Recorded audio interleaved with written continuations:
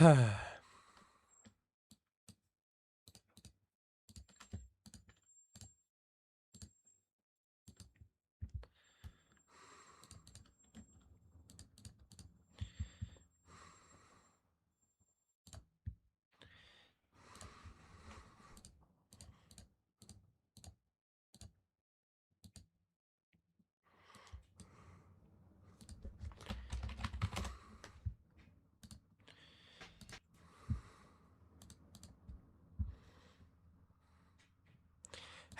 Scouty Paws. Good to see you. I'm going to have to just go do some fiddling. I'll be back in a second, so if you don't see me, that's why. No time to explain. Hello, hello, hello, hello. We got a big day of situation monitoring, but unfortunately for that to occur, I need to go close the blind, because as many of you can probably tell, the lighting is in my eyes. So if you're wondering where I've gone, it's just there. What it do? Hello, hello, hello, everyone. Whew, it's hot.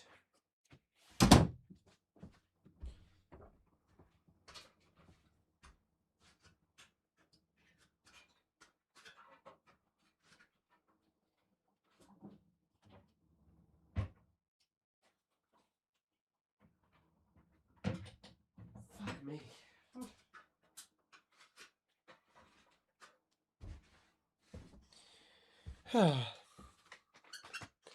Have I ever captured the imagination of a beautiful woman?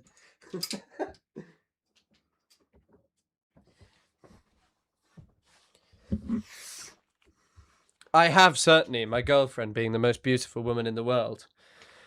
Will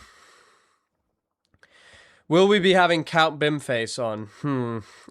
Somehow I don't think so. That is like a funny little story developing currently. We can talk about that in a bit. I was just talking to Athena Covey about, just talking to her about, You're probably about, Matt Nuclear. I saw Nick Fuentes has abandoned Palestine, which, you know, I'm sure that the Palestinians are really upset about.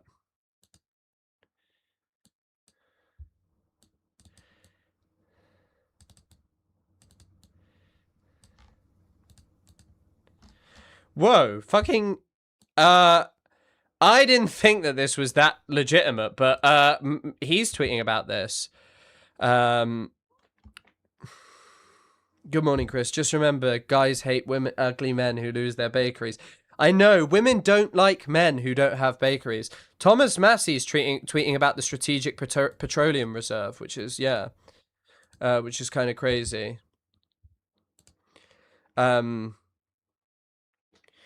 You will be missed. Yeah, I know. We're going to do the Wordle, because the Wordle has been taken away from us by the evil Cavernacle, who we had on yesterday. And then also, by the previous day of just talking non-stop about Graham Plattner. I think we'll shelve the Graham Plattner chat for today. There's maybe some small things I'd like to talk about with Ryan Grimm, but I don't know. Lovely graduation photo. Thank you. The actual photo's up on my Instagram. I think I need a better picture. I'm going to try Quirk. That's quite possibly the worst guess I could come up with, so that's a great way to start.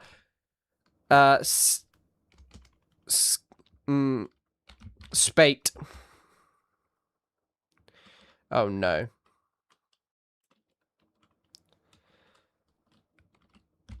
I was going to think of bait. Famed.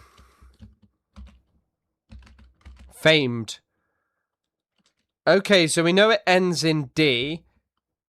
So it could be AD, and then EAD? No, E something AD.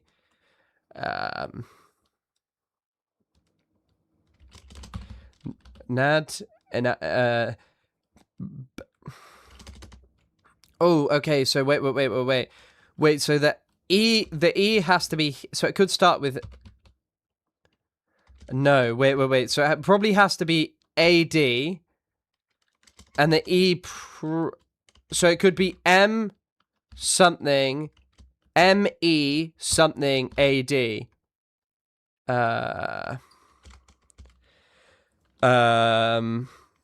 Milad,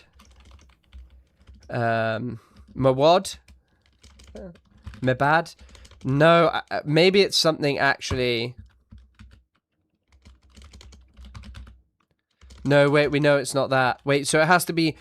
Because it's not going to be MD, so we can preclude the M from... So it could be there, something, and that would mean A... Wait, it could be AD. And then probably... So we know it's probably E here. Sweaty Wordle streamer, I know. God. I was thinking meted, as in meted out. Having a really awful day, let's turn it around. Indeed, indeed. Sweaty word. Yeah, I am just so sweaty. So is it that? But I can't think of anything like that. Me bad? Mekad? Meved? Mezad? No, it can't be camed. It can't be camed. I camed last night. Thank you. So it could be A. I think A is there. Unless it's A... No. I think it's AD. Oh, that is it, I think. I think it is amend. Nice, nice, nice. That's a great guess. Sorry, me bad, I just came. Yeah, that's probably the answer. We got the connections to do as well. Whew, I am hot. Trans AM, like a transgender radio station. Don't know about that. But that could be AM or FN. Virgin Mary.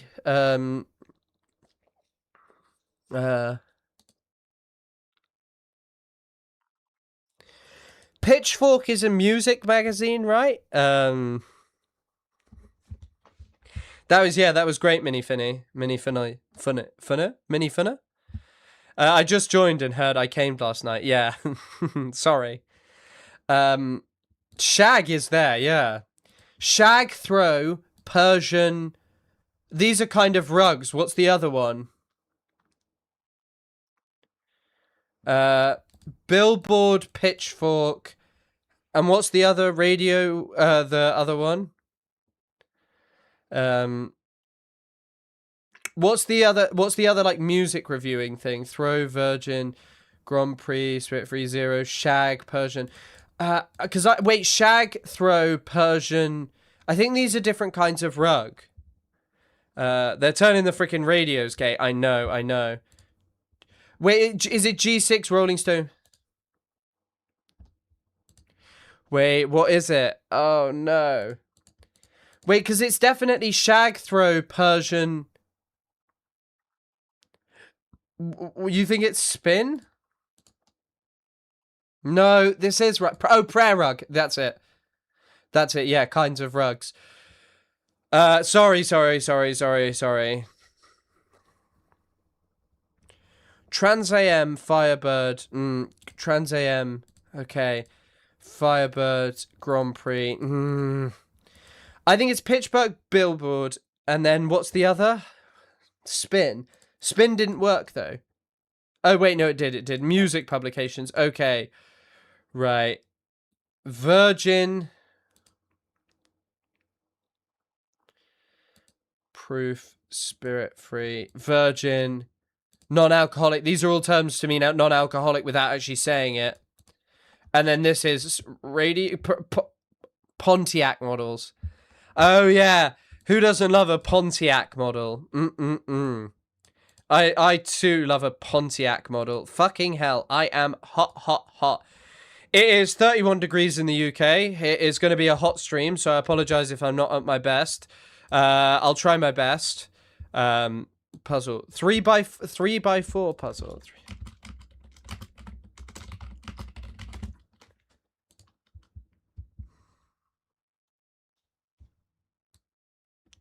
So this is it. This is the thing. Shell yolk.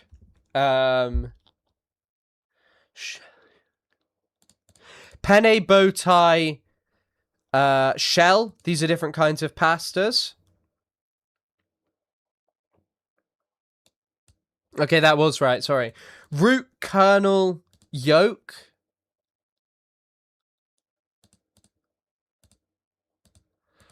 All 4 categories share a word. Oh, shit.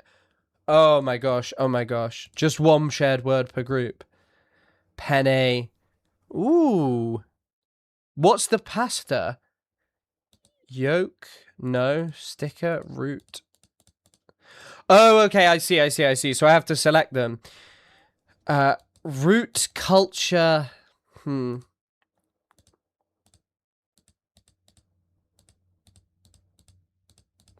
Oh, wait. So these are... What am I doing?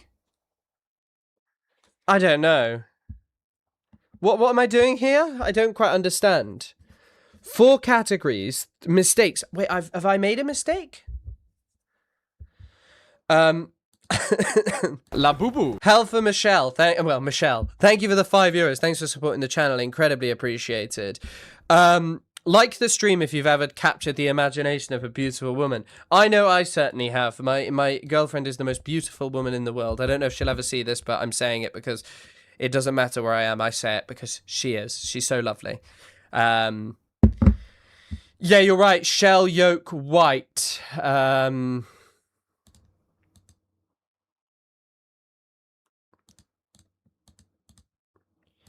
Kernel, root, culture.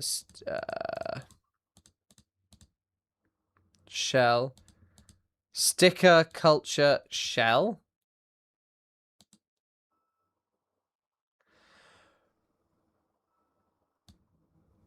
What? I don't understand what I've done there. I don't understand what I've done there. I'll get better at it. Yeah, I'm becoming a girlfriend guy. That's my new thing. Have a governor in this incredible state. Sorry, Evan Loves Worf is saying that for some reason this guy is more unlikable than Musk, so I'm doubting that.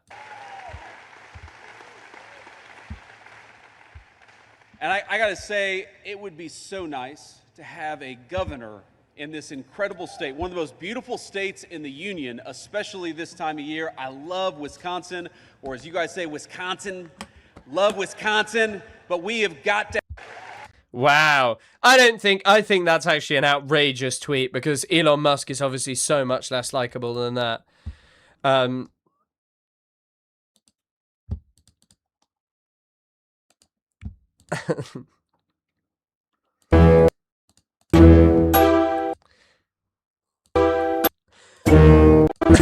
Okay, people have been posting this video of the lady up against oh god, oh fuck, how am I forgetting her name? Sorry, this is Hayley Stevens.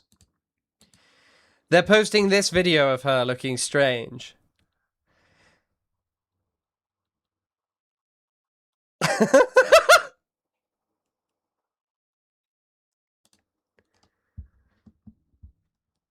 God, that is strange. They've been posting it. Me at Thanksgiving dinner thinking nobody can tell I'm high on the dog medicine I found in the alley. When the 200 frozen bees I swallowed are beginning to thaw and buzz around in my belly.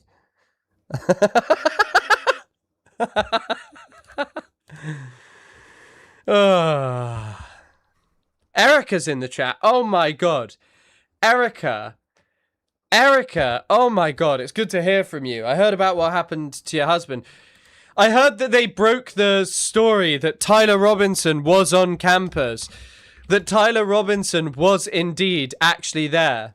You believe this is Mr. Robinson returning to campus? I do, yes. Okay. And why do you believe it's Mr. Robinson? The shoes are the same, and the images that we have. Hold on, I'll just check there's no like assassination. So, with the track missing instruction. Again, in the roof.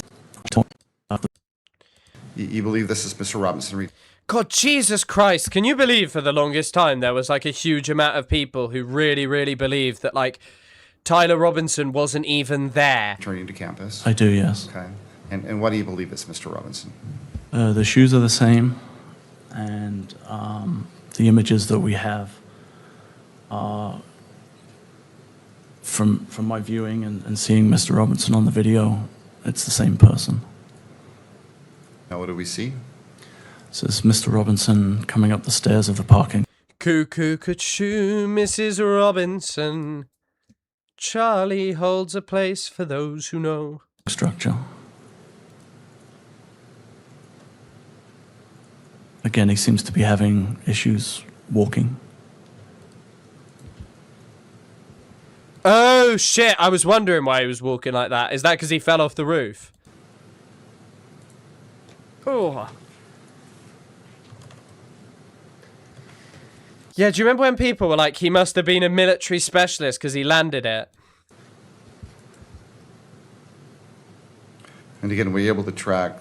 We're able to track Mr. Robinson when he leaves this parking structure. Yes, we were able to. Okay. And again, in the top left corner, the individual is now seen running across the rooftop of the Losi building to what would be the southwest corner of the building, crouching down and then crawling to the corner. Will he go to prison forever? Or, oh wait, he might get the death penalty, mightn't he? He looks like he shot himself. Probably excited to see Charlie. Also, Chris, your fans are making nasty comments about my husband. I am sorry. I really, really don't know what to do. Of the building. Is that the gun you used to kill Charlie Kirk in your trousers, or are you just happy to see me? You can't say that. You can't say that. Who is that? I believe that's Yeah, I mean, I think it's pretty dead cert that this was him. By the way, one of you mentioned this. Someone said that this was this. Someone said, "How do you even recover from this?" I'll never find the other tweet, but they referred to this as Haley Stevens as Drewski's most audacious skit yet. I mean, it is pretty audacious and outrageous from Drewski. I actually cannot believe he did this. Different verses for different delegations. I did see that, yes. That is crazy. That is outrageous. Abdul El Sayed is winning just on the basis of that. I also received yesterday the first time I ever have been contacted by Bad Empanada, who tweeted at me saying to watch out for my emails in an email that I've decided not to open. And the only reason I bring it up is because one of you made a very, very, very, very funny comment, which only a tiny, tiny, tiny amount of people will get here. And it was Nagok. And the reason I want to bring this up is Nagok said, Chris, don't look at the Aegis-like thing. If you don't know what that is, the Aegis from Dota 2, obviously he's making reference to a nude image, but the Aegis from Dota 2 is... Oh, it's a WebP file. Who else hate it when you try and pull up a file and it's... This is what the Aegis from Dota 2 looks like.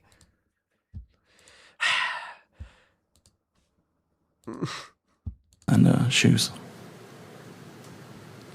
So here's more imagery of Tyler Robinson. That was one of the funniest things that any of you have ever said to me. Do you believe you recognize who that person is? Yes. Who is that? Wait, did you just get banned, Potato? Yeah. I do low-key think this was an Israeli op, specifically the immediate aftermath. It was touch and go whether Trump would attempt to use it to suspend democracy, and that time period was when US public opinion started to turn on Israel. I suspect that it was an attempt to divorce completely the state power from public opinion by setting the stage. But the thing is they could have done it. They could have done it, but they didn't do it. That's the thing. Trump had every power to do that. Like, the Reichstag fire, when it happened, I didn't even know this. Apparently, when Hitler said it happened, they were just like, no, it didn't. And the person who first called it in, like Goebbels, was like, what are you talking about? Like, are you making a little joke here or something? Which is interesting. But obviously, the Reichstag fire was a bit different in that, like, it was the burning down of that building. But you are right. Maybe there would have been some parallels. But I think the reality of this could not have been further from that. I believe that's Tyler Robinson. All right, where does he go from there? He heads out of the parking garage on foot into the campus and actually goes to the quad area of the campus. At that time, he makes contact with some representatives from TPUSA. By quad area... Sorry, the amphitheater is what I previously referred it to. I am actually, yeah, I'm intrigued what Candace is going to do. Oh my god, Candace is going to say this is AI. Wait, surely she's been tweeting about this. Candace Owens. So he goes up on campus, visits the amphitheater area, the courtyard or quad. Correct. And then what do we see here now? He returns on foot back to the same vehicle. And what time is he returning back to the vehicle? It's about 9:25 a.m.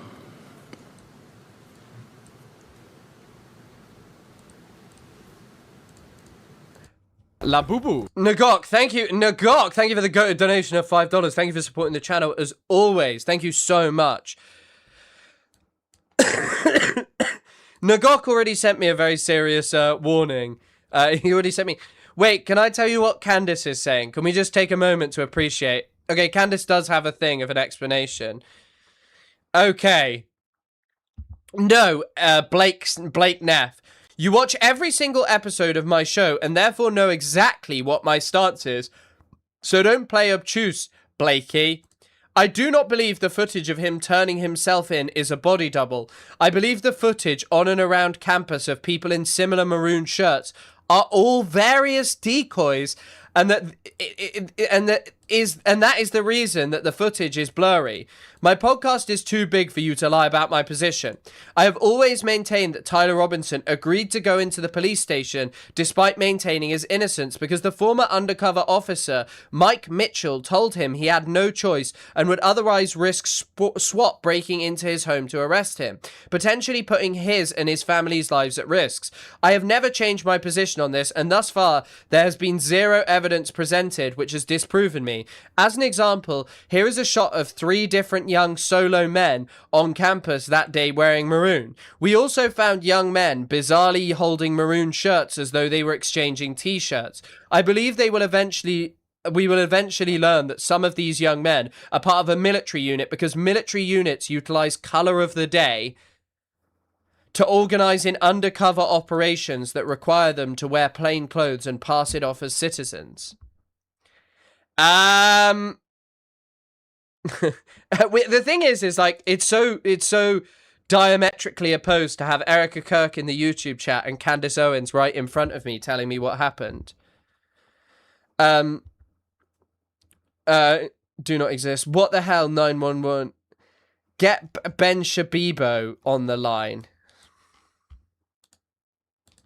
Right. I feel like I've been... And Agent Davis, who are... Welcome to the Burger Reich. Oh, Nagok, thank you for becoming a member and supporting the channel. Goated, thank you for supporting the channel so much.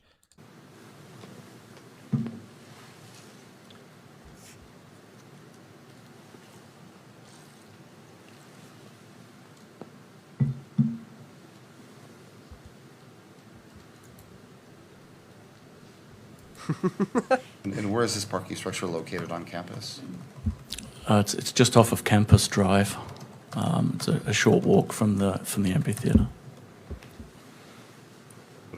Nagok, you're going... Welcome to the Burger Reich. You're moving crazy with it. Thank you for the 1 gifted membership. Thank you for supporting the channel. Absolutely goated. Thank you so much. Mama Y5010, enjoy the membership. Shout out Nagok. We see now.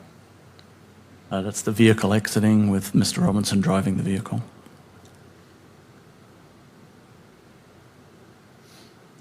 God, I really hope I never commit... I really hope that I never commit a crime that is so large that many people have to watch me drive around. Because one of the things they'd watch is me parking my car, which even in the most simplest of spaces, I do absolutely terribly. I do it absolutely awfully. Imagine that, just like watching you reverse in and out of a straight space that you've just driven into. She wouldn't like my university. Yeah, you do not. The Maroon... what you don't realize is your whole university is a military op.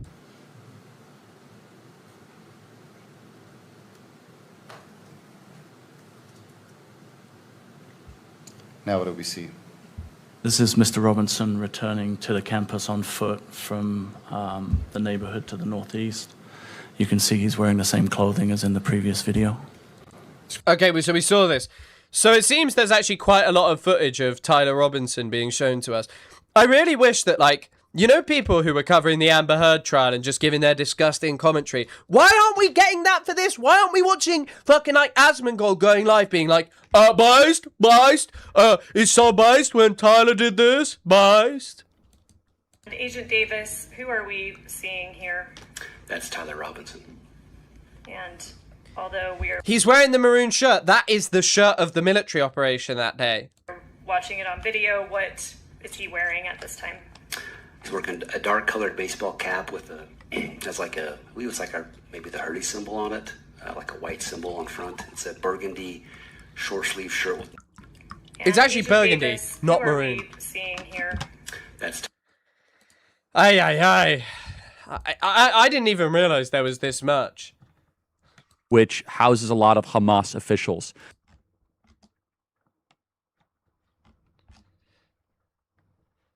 All this was happening. I was in Los Angeles. I had sort of a breakfast/lunch meeting with somebody. And I got the news that Charlie had been... Mario Nofal.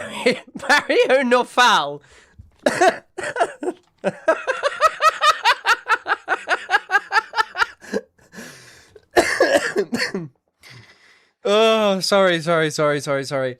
Mario Nafal says, major developing story, Candace Owens drops a bombshell. While Charlie Kirk was bleeding out in the car en route to the hospital after his assassination, Ben Shapiro admits on his show that his security team was getting live updates from Charlie's security detail. Candace asked the hard question, why were they updating Ben's team instead of focusing entirely on Charlie's life? Now, I'm going to say something which people might not like. Although I kind of somehow fell for the thing of, like, some people say, like, Tim Pool's tweet genuinely did make me think, oh god, Charlie Kirk, you know, oh gosh, he survived, which, you know, obviously Charlie Kirk, you know, he survived, you know, what can you say about that? How nice. Anyway, I don't think his security team could have done much. I don't think, like, all of them putting their hands on Charlie's neck would have saved him. But maybe it was the texting Ben Shapiro which pushed him over the edge. Pushed him over the edge. Charlie was awake and he was like, who you texting? And they were just like, Ben Shapiro, and he's like, oh, I'm checking out now. Run my hair for you guys. It was the third and fourth stair. So you have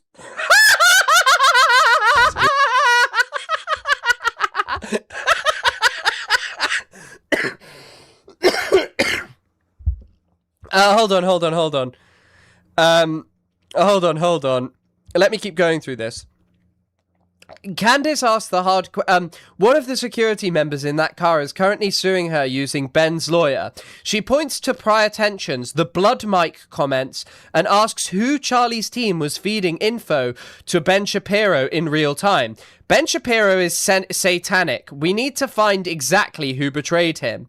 This is also going nuclear across conservative circles. Was this standard security coordination? I mean, Charlie Kirk knew Ben Shapiro. Ben Shapiro was on Charlie Kirk's show like a few days before. Sorry, I actually just want to show you what was making me laugh so much. This guy has decided to post a video of himself recreating the CCTV footage of Tyler Robinson. So here's a staircase. I'll even throw a hat on and ruin my hair for you guys. It was the third and fourth stair. Also, this guy has such a jacked up a body, and he's actually got quite big calves, but he doesn't have like very big legs generally. Like, I think my legs are bigger than him. He looks way more jacked than I am. So he has his foot roughly right here, right here. It's about as close as you're gonna. This is like walking the step. This guy's walking the steps in the steps of a man who he admires. Be able to replicate, and obviously have the retaining wall behind me. Keep in mind, my camera is not roughly it's as close as we can get to the exact same angle. It's touching the bulb of the other security camera. They are different cameras though, so there's going to be a different effect. This is just how cameras work. Camera 101, sign. Surely the fundamental difference between these two people with cameras is one is a cell phone camera, an iPhone camera most likely, expected to record one individual. These are a huge amount of camera systems feeding all over to feeding all over to one place, right? Like they're feeding all over to one place, like tons of different ones. Not you, muscle watching. I appreciate his top half. Great his chest taper. That's great. It looks great. But yeah, his leggies, I think we got to work on those, man.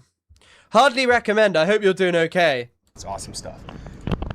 Hand roughly on the wall, have the same spacing, at least as close as we can possibly get. This is what it looks like. Okay, he had his head slightly down on all the way. This is like the Joker, going to the steps in the Joker for people who really think Charlie Kirk was blown up. Woke Neek Skip. My profoundly conspiratorial but also dialectical and correct opinion is that most social media algorithms are the digital extension of MK Ultra, and that they can be manipulated to basically mind control people to carry out covert state functions. And you think Kirk is a textbook case of that? I actually don't really disagree with you that states are that social media algorithms are literally being changed to psyop you more. I haven't, by the way, I've seen we already discussed that for a second. Hello Elephant Fish, and also hello Nox. We've discussed that already, and Nagok's goated comment. If you aren't familiar with it and you've missed it and you don't understand it, then it's not for you, because this is like people playing Dota who function on levels that most of you would be like, what is he talking about? Down, it was roughly about here.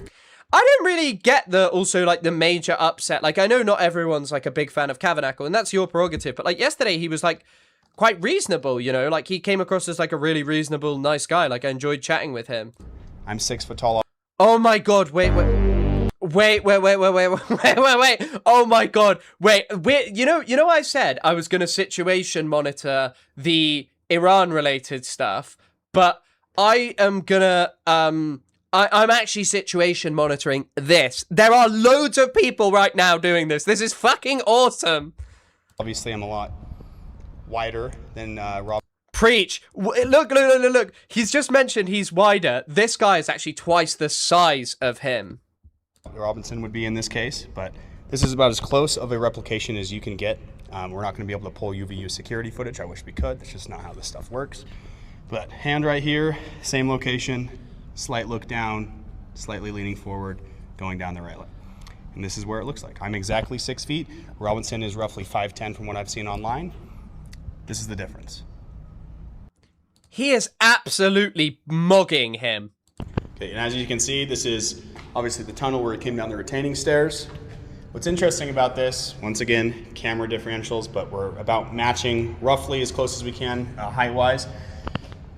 What is he doing this for? Well, I've just stumbled upon something that I didn't even know existed. Because, by the way, if you want to see the Twitter algorithm at work, I have not seen a single video about this. My entire feed is now this guy showing me conspiracy theories about Charlie Kirk. So your opinion, by the way, about social media accounts trying to psyop you, yeah, this is like... social media trying to psyop you. This is literally being forced onto me instantaneously.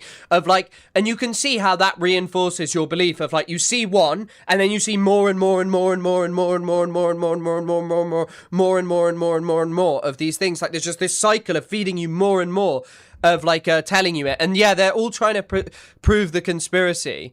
Also, Cav is never coming on the pod, I'm going to be honest with you. That's never going to happen because of time difference. Like, Isaac and I already have a messed up time difference, and adding in someone else with an even different time zone, it is not happening. That's why we did it on stream instead of that. Probably would have been better to do on the pod, I'll be honest with you, but stream's the one. I don't know enough about Western Sahara. I know that Morocco is colonizing it, and I wish I knew more. It was never an area that I focused on. Look in the Robinson video, he's about right here, okay? Roughly about somebody that would land at 5'10". It's about right in the middle of his face. I'm 6 foot. This is barely above my shoulders. So there's a clear difference taking place right here. So this is the staircase right after the retaining wall I was just showing you in the tunnel. Comes up this right side of the rail, walking with one fairly straight leg going up. Roughly right about here is where you see that girl come down the staircase. That was one of my, if I was to pick like my top 5 moments in in the if I was to pick my top 5 moments in the Tyler Robinson CCTV tapes, that's up there. That's a good moment when the girl walks past. You know, there's a great when he walks past that line. I like that bit. You know, I've got love for that bit of it. But this moment where the girl walks past, I think we can all admit that is one of the top moments of the Tyler Robinson video. Right next to him. Who is girl walking past? She was never credited in it. Keeps his head slightly down, obviously because my phone is right underneath the camera as close as we can replicate. He swings close to this railing right here. The girl walked past too. That's an okay moment, but yeah. And then he swings out wide again. I think we're gonna need like 2 people just like walking down the same place. Who will play the girl in? Who will play girl walking past in the Tyler Robinson cinematic universe? Yeah, very allegorical. The sacred and the profane. That's actually, by the way, I loved one of the best things. If you love The Sopranos, one of the best things that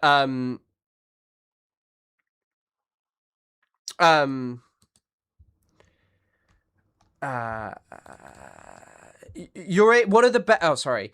What was I gonna say? Shit. Oh, I've forgotten.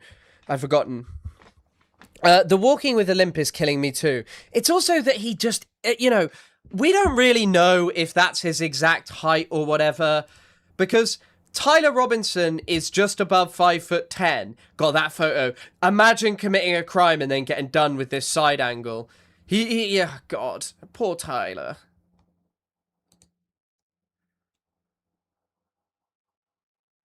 Isn't this just perspective? Can one of you who's smarter than me answer this?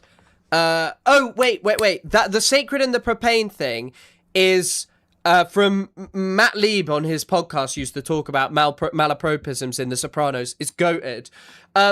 Isn't this just perspective that like he's clearly walking from a different, like he's clearly walking at a different angle as well here? Like, I don't know. Is he in line with that? Fuck knows. Jesus Christ. So this guy's 5'7". Maybe he lost some height. Sorry, by the way, if you accidentally put in a full stop, you will have your message deleted over on YouTube. Like a random student, and he has to explain. Yeah. Like the campus security, like, yeah, what are you doing here? And he's just like, well, I'm reenacting a clip of Tyler Robinson. I'm reenacting the guy who murdered... Mr. Robinson arriving in the parking garage on the neighborhood backpack. It's Mr. Robinson. Mr. Robinson on the... I love burgers! Someone has just become a member, I believe. Oh, no, Zach Beagoons. They've subscribed for 4 months. You're on a 4-month streak with Burger. Oh, my gosh. Thank you for supporting the channel. What are you looking at? Okay, so you're currently looking at clips of Tyler Robinson and people recreating Tyler Robinson's murder. He's not even the only one. Oh my God. This one looks like a shitty... I don't even know what that looks like. Look at this. What is this? Guys, I hope that you realize that you should do this. This is what you should... You guys are all sat here and all you want to talk about is fucking theory. This is praxis. This is what going out and working looks like. This is praxis. We're all doing the... Candace does the theory. They do the praxis. Preach. That's the point that some of you are not getting here.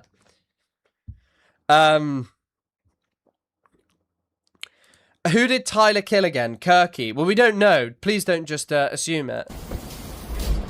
Sure to get the bottom so people know we're going to roof. Imagine taking... I don't know if this is his girlfriend, but like... Imagine this is just someone he met on Tinder or Hinge, like, right before this. And he's just like... Yeah, he just met them on Hinge just before this. And he's like... I don't know about you, but do you want to come and recreate the Charlie Kirk assassin CCTV? And there is a lady out there who will do this for you. That's how you know it's time to wife up a gal, when she's willing to come and do the Charlie Kirk assassination reenactments with you. 5'10". 5'10". Let me be sure. All the way down at the bottom. Or not? Yep, I got it. I'm looking for my girls on my girl on stairs. That's the real person. Okay, and we're gonna do the camera right in front of where that camera is, so we can get exactly where. Right, which one of you is smart enough to... Oh my god, he's wearing an X hat. Jesus Christ. Who's smart enough to explain why CCTV cameras are always kind of shit? Is it what I was saying? The stream today is nonsense. We've had some pretty serious streams recently, and we're going to be talking about some really serious stuff. We're going to be talking about some really serious stuff, so I just thought it would be fun to cover this. Oh, Ibn Ballin, thank you for the 35Z Zar. Zar, too close to a certain word that I do not like. Candice thinks Tyler was moving under the floor like a Vietnamese gorilla. Well, maybe he was. Maybe he was. The next one that they should do is like digging tunnel systems under the university. I trust that if you guys trust the government over a guy, if you trust the government over a guy wearing an X hat, then I don't know what to say to you. Like, the guy wearing the X hat is obviously the trustworthy one here. Tyler Robinson was. All right, there you go. They'll be really happy about that. Sorry, you. Put the cameras. Did anyone answer the question about why they're shit? The security cameras. Is really not one of you. Oh, wait. CCTV cameras are shit because they need 24/7 running 24/7. If they were 4K, that is exactly it. Light it up with the lens. That's perfect. That's perfect. Yep. Okay. Let me get the glasses.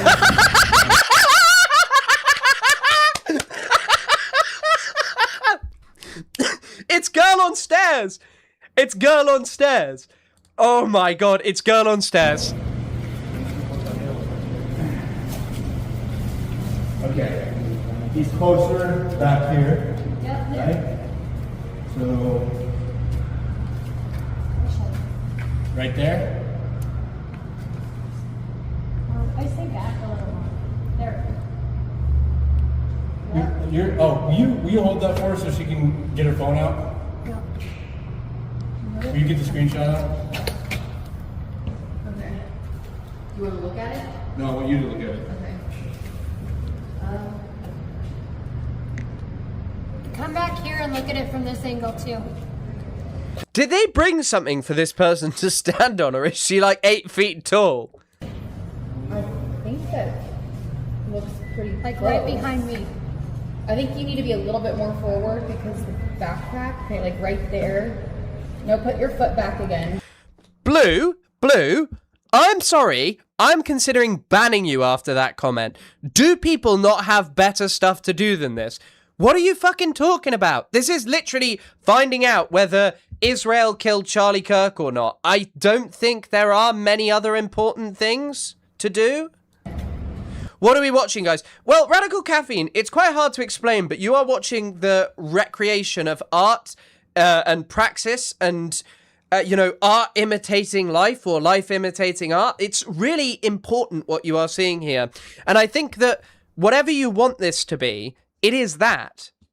Crazy that we're 1 year after Kirk, by the way. Because this foot needs to be like this. So maybe that. It's hard to tell when you're not looking. So get right behind me, because that's where I have the lens. I think the feet are a little bit closer. Yeah. And then the back, lean forward. Oh my fucking god. Right, that is outrageous. That is outrageous. Jesus Christ. Get in. Who's that? Jesus Christ. I love this idea that they've like body doubled up Tyler Robinson. I mean, he's going to prison, right? This guy's going to prison. Like it's Jova for Tyler Robinson. Nobles told you that the driver of the vehicle was bald? I do remember that being in the report, yes. And you didn't mention that today. Coming up the stairs of the parking structure. Listen to all the legal analysts who were in court as well. And yeah, I mean, this is it. Sorry, excuse me. It is over for this gent. you behave this way. Yeah, it's over. Lemon Mint Cat, you'll be sad to hear that this is now over. But we're gonna continue on the strange things that's happening. No. It is almost a year. I do remember when it happened. To 1,000 alarms.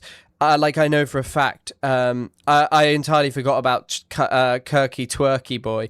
We have more important stuff to worry about. Jesus Christ. More important stuff. You think a potential war with Iran, the resumption of something that could be destructive to the global economy is more important than watching people go out and film themselves making Charlie Kirk assassin reenactment videos. Okay, lad.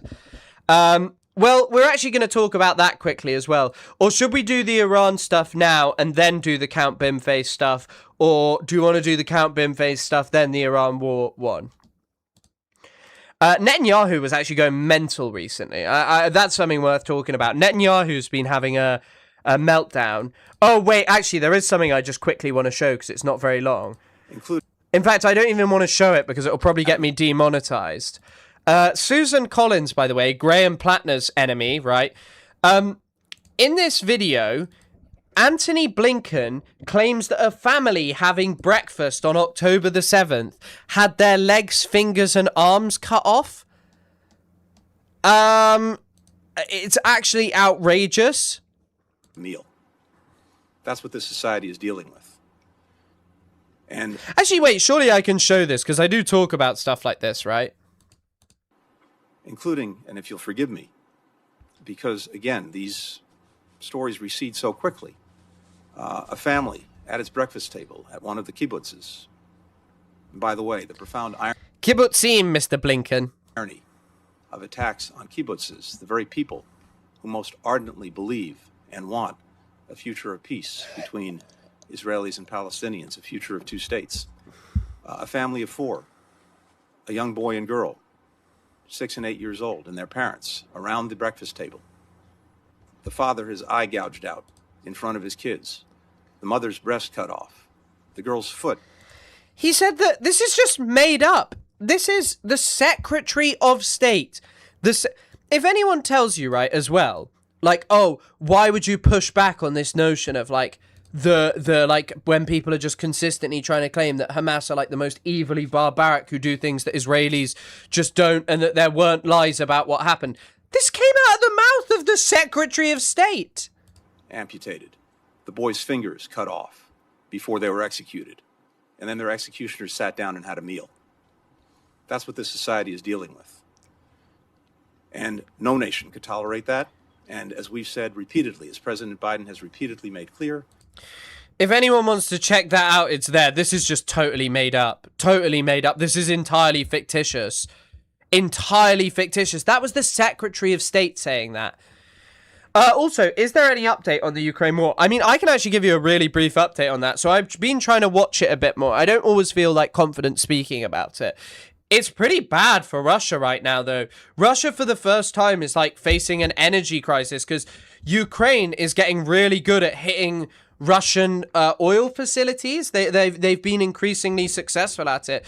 The number of hits keeps going up, so it's increasingly becoming consequential for like average Russians, which is tough. Crazy.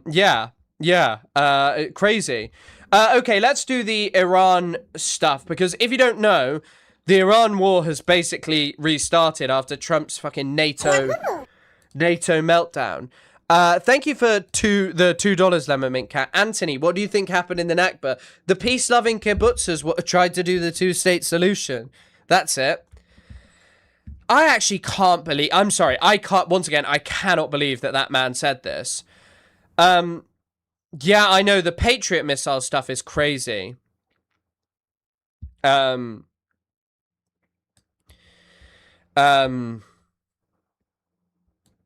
As it sounds, Russia deserves it. I'm strictly speaking from the perspective of someone defending their own nation and land from occupation. Yeah, I mean, Russia doesn't have a right to invade other countries, and I do think, I do understand when people, that Europe, that there's definitely things to say about the way Europe behaved and like their responsibility in all of this. Simultaneously though, like the spheres of power argument isn't so great because it basically is what justifies Israel to do whatever it wants in Lebanon.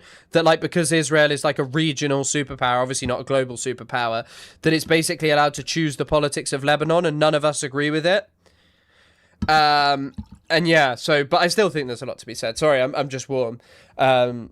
Ukraine has been hammering it hard on the drone game.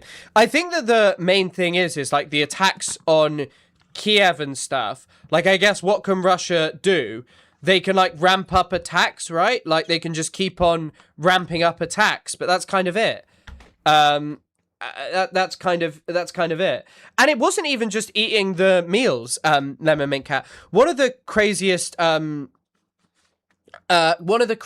things was like how the Israelis just stole people's pets. Like there were pets in people's homes, and if an Israeli person just took it over, they just stole their pet. Like Overzealot said, NATO kept stuffing the gun with gunpowder, but Putin pulled the trigger. Yeah, I mean, that is a great... Who is that guy? Overzealots? By the way, I guess this is actually worth talking about. We'll do a whole thing about the NATO outburst later, because it was outrageous. Did you guys see this? I told the story yesterday. We had 111 missiles shot by the Islamic Republic of Japan. They were shot at the aircraft carrier. 100... I am going to say this man is completely out of it. This man is going to appear in public less and less. The NATO summit has been disastrous in the sense of Trump had to go and Trump had to appear multiple times. Those appearances have just been filled with rubbish, with utter rubbish. And the way he behaved on Iran yesterday was terrible. Listen to this. We watched it, but we'll rewatch it because it's important. Do you have a question for President Putin, please? Do you have a question for President Putin? Not Zelensky. Putin. Yeah, what would you like to ask him? Because I'm going to ask him that question. I have a question. Last year. Do you have a question for President Putin, please? Like this man, just, yeah. Nothing like a Muslim realizing the Islamic Republic of Japan exists. I know. Yet another Islamic country.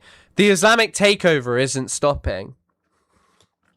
The WS is destroyed because the world has given up on it. It's been promised. And also to the person who recommended doing it like we did with the Tamil genocide with Aaron Anau. That was a really good episode, and I'd love to have someone like that on, but I don't know anyone who's an expert. Isaac knew Arun somehow, but Aaron Arun, I've forgotten how, I don't want to say it wrong, but anyway, he was brilliant, and that's one of my favourite episodes. I heard you're all enjoying the recent episode, though, but the Blinken clip was quite old. Yeah, the problem with the invasion is it does just fall into the spheres of influence argument. And literally none of us agree with the spheres of influence argument. So I think it's, yeah. Trump is correct. All of Japan said the Shada, and were reverted just the other day. You missed it. And the first thing that they did, as all Muslims do as their rite of passage, is load up the fucking the ballistic missiles and fire them at the American aircraft carriers.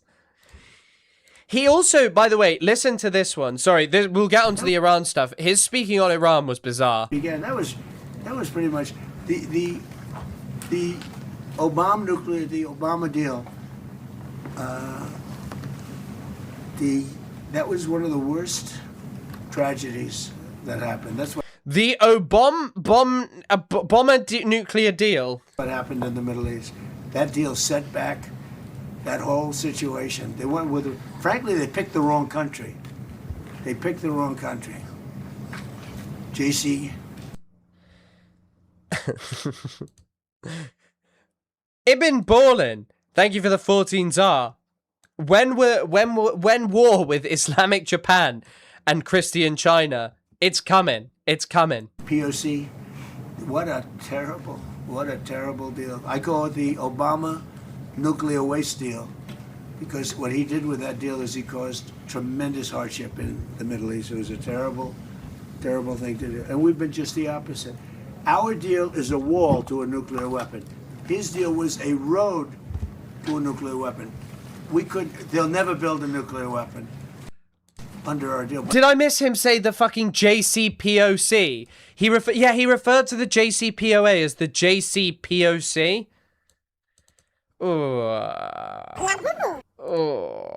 Spheres of influence, balls, it's cash of influence, balls, it's Cash Wednesday. Hey, FitTT, thank you for the 2 Canadian. I will be spending that on Timbits. Any Canadian donation goes towards a Timbit purchase.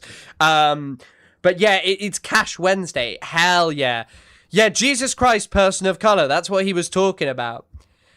That is exactly what I was thinking out as well. JCPOC, Jesus Christ, person of color. Mashallah, Trump.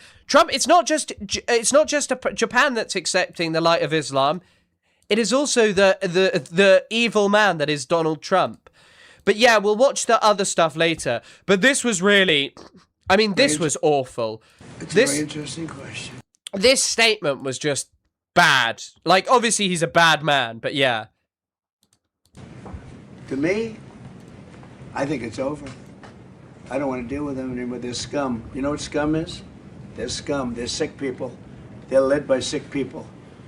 And they're vicious, violent people. And if they had a nuclear weapon, they'd use it. As far as I'm concerned, it's over. I'll speak to our negotiators. They want to negotiate. They're good people. Steve Witkoff. I love also this thing of the White House simultaneously portraying this image of vicious killers themselves and then using that as a way to deride and like condemn the Iranians, that they're all like violent and evil. Kushner, but they have to come back to me. As far as I'm concerned, it's just a waste of time dealing with them. They're liars. We make a deal. And if I make a deal with him, we have a deal, and he goes out, he talks. We make a deal. Everyone's agreed. No nuclear weapon. We make a deal. They go outside, talk to the press. They say, we never even talked about it. There's something wrong with them. They're cuckoo. As far as I'm concerned, it's over. These talks won't resume after we get through the funeral proceedings. Does this mean that talks with Iran will not resume? I don't care. They can talk. But I think they're wasting their time. They're a bunch of lying guys. I do my whole life. That's all I do is deals. My whole life that's how I became president. I guess that's a deal too, right? But I made a lot of money. I had a lot of great success, tremendous success. Everything I did, I was successful. And I deal with these guys, and I say this is from a different school. They're liars. They're cheats. They're sick people. They've hurt their people. They killed 54,000 people as of now that were protesting. You know, when people say, how come they haven't taken over? They can't take over because they're dead. They killed them. Nobody's going to take over. They have no guns, and the other side has machine guns. And they're killing them. The press doesn't report it.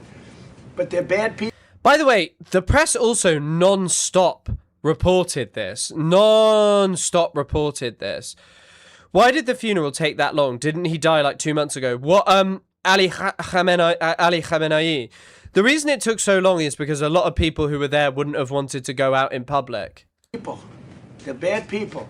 And frankly, I don't want to waste my time with them. Now, I'll let our wonderful negotiators keep talking if they want, but I don't see it.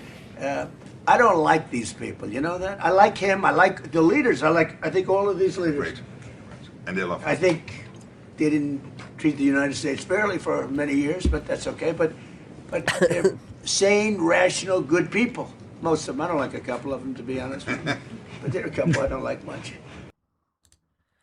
But obviously, the kind of contradictory thing about this is Trump said he really liked the new Iranian leaders. He said that not long ago at all. Have a listen to this. Go ahead. Mr. President, Tyler Pager with the New York Times. Last month you said Iranian leaders were very rational people, nice people to deal with, strong people, smart people. Today you said they were scum, sick people, and being led by sick people. What changed, and do you think they're... I got to know them. So I got I've said that about a lot.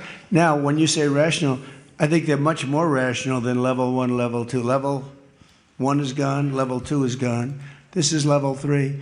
I think they are more rational, but based on their actions over the last week or two, they're not doing a service to the people. And I think more than anything else is I got to know them. And I'm not sure I want to make a deal with them. We can play games, but I'm not sure I want to make a deal. I just finished the job. Go ahead. Like, this is just insane to be saying publicly. Insane. And to say they're the crazy ones. You're the ones calling them scum in public. But yeah, I mean, it's already just been heating up. So, as many of you will know, the US has been striking railway bridges. So, they're key rail routes connecting Iran to Russia and China. So this is apparently the route, and here is where it was struck. So, yep, that's it's on the way from Tehran. And the and apparently this is like how Iran is bypassing the blockade. Basically, the major issue for Trump, okay, is Trump expected an Israel-style ceasefire, which was where whoever makes the deal with them has to accept whatever the Israelis want. The problem for Trump is the Iranians still maintain their major leverage. The Iranians still maintain an ability to hit the United States. So what can you do? Oh, Phoenix, thank you for the 3 watch streak. I mean, glad you're enjoying it. But yeah, it's just, there are images of it as well. So this is the rail bridge. I mean, it can all be repaired, but it is just crazy. Could be some message to Russia. I genuinely don't know. Especially because Trump said yesterday that China had done nothing. But yeah, it's kind of this thing of like, Iran is in a really bad economic situation. But it's not going to give up its leverage on the Strait of Hormuz to just continue with that bad situation, but then to just, you know, to have like, to continue with the bad economic situation. But yeah, and also to have lost its main source of leverage, strikes. Let's have a look. Let's see if there's anyone talking about this. Crazy how high up Fox News is on this. Okay, right, let's have a listen. Chuck DeVore is a retired Army intelligence officer, and he joins us right now. Chuck, thank you. We need to hear what the Burger Rice main channel is telling us. So, first of all, tell us about these strikes that President Trump has launched and how effective they are. So, Charlie, these strikes were aimed at Iran's ability to close the strait, to harass shipping in the strait. It's also important to understand that this was... By the way, also, this is true. This is what America would have wanted. But they're also targeting things. And maybe the reason they targeted those railway bridges is specifically so that those railway bridges were struck for the reason of, like, saying, Iran, you won't be able to bypass the blockade. But the main thing basically is like, okay, so... This is posted by Robert Pape. This is a video of traffic from the Strait of Hormuz, okay? So this up here is the Iranian side, obviously. This is the Oman route. Look at the amount of ships going through the, especially tankers. Green is cargo vessels. I don't know if this is good enough quality for you to see. But all the little green arrows are cargo vessels. All of the red are tankers, which are obviously what needs to be going through. Look at this.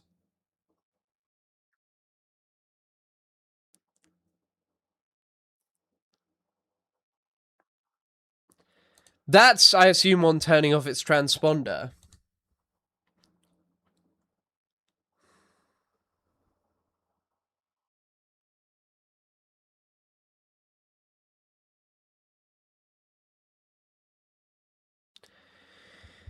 Iran specifically wants this route to be quiet. It was not quiet enough, and so they've basically done it in part because of that.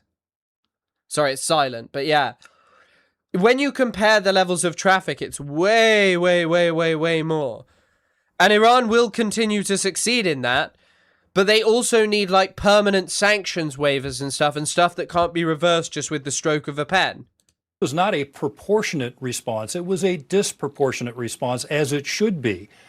we really knocked the Iranian capability back. Now, we didn't completely eliminate it, but it'll make it a lot easier and a lot... I've been dating a guy who used to be an officer on a transport ship.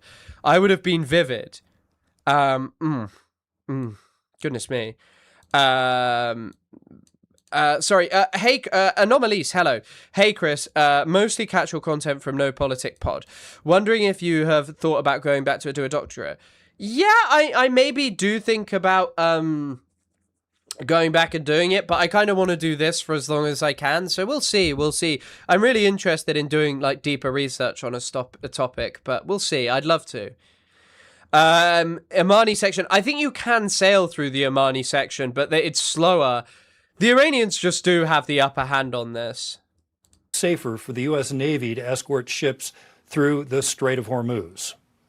So why is it so difficult to just eliminate their ability to do anything along the Strait of Hormuz? Well, it's a very large area geographically. Iran is a large country, and presumably the Iranians have radar units and mobile missile units and other stores that are not only buried in underground complexes, but are located in other parts of Iran that they can eventually filter back into the region.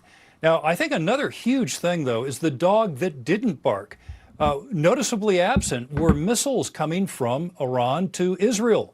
Noticeably absent was Hezbollah in Lebanon. Noticeably absent were the Houthi rebels down in Yemen or even Hamas. And so the Iran of today is not at all even remarkable, not even close to the power that Iran had at the... Oh. Shit. Oh. Beginning of the year. Close the loop on that. Why is that so significant? Meaning that Trump has successfully cut off communications, or that the Houthis and the Hezbollah are afraid to carry out orders given by Iran? Well, certainly there's some of that, but there's also the long... I mean, also, Hezbollah is in a situation where, the Lebanese government are just, like, trying to restrain it, and it's not going to do anything to, like, to do this thing of, like, not going to launch another assault on Israel. And also, they haven't struck Israel because Israel hasn't struck Iran. This is largely just striking American assets in the region, it would seem. Long-term effect of that blockade that America has been engaged in, and that, of course, cut off a lot of that hard currency that was going to sustain Hezbollah. And, of course, Israel invaded the southern part of Lebanon. And another thing that I think is quite remarkable and we're not getting enough attention or credit for is the American brokered agreement between Israel and Lebanon that essentially leaves Hezbollah as a foreign proxy agent on the outside. Lebanon is finally getting the opportunity to have full sovereignty over their territory. That's good for Lebanon. By the way, absolutely so funny to talk about Lebanon having full sovereignty when, like, the US is just occupying them. Like, the US and the Israelis. How is that full sovereignty? And it's good for Israel. Obviously, the markets don't like this, and I think voters don't particularly like this this action. Iran doesn't seem to have a whole lot of options on the table except to disrupt the strait. Is that pretty much their only option?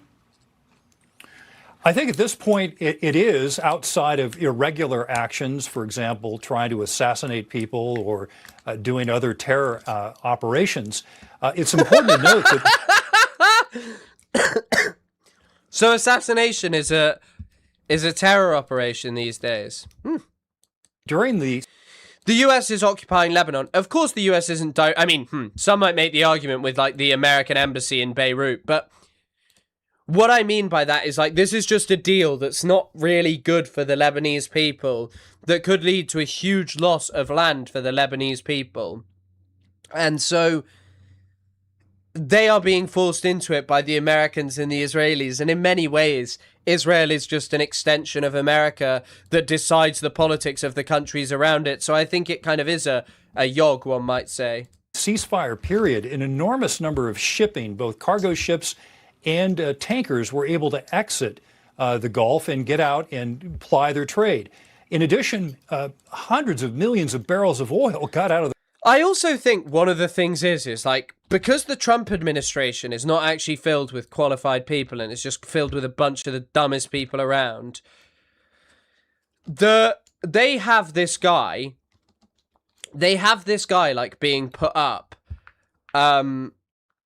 They have people like JD Vance just talking complete and utter shit.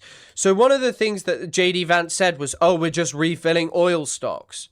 It's not a good idea to just say that. The Gulf as well, and that oil is now flooding the market, which is probably why the price of oil only went up about 10% over the last 2 days. So we hear reports that Iran and Oman are trying to sort of play a little footsie with the idea of trying to set up some kind of toll system. President Trump, Vice President Vance have made clear that that will not be permissible. Where do you see all of that going? Yeah, I don't see that as being viable in the long term or even the short term. Obviously, those nations would like to have a way of generating income. Oman does not have a lot in the way of its own natural resources. What they have is position. They sit astride the southern portion of the Strait of Hormuz. The problem, and the reason why this can never be allowed to happen, is the strait is an international waterway. So if you allow Iran and Oman to charge a toll, then you can be guaranteed. Doesn't Oman have an oil field shared with another country? Am I wrong?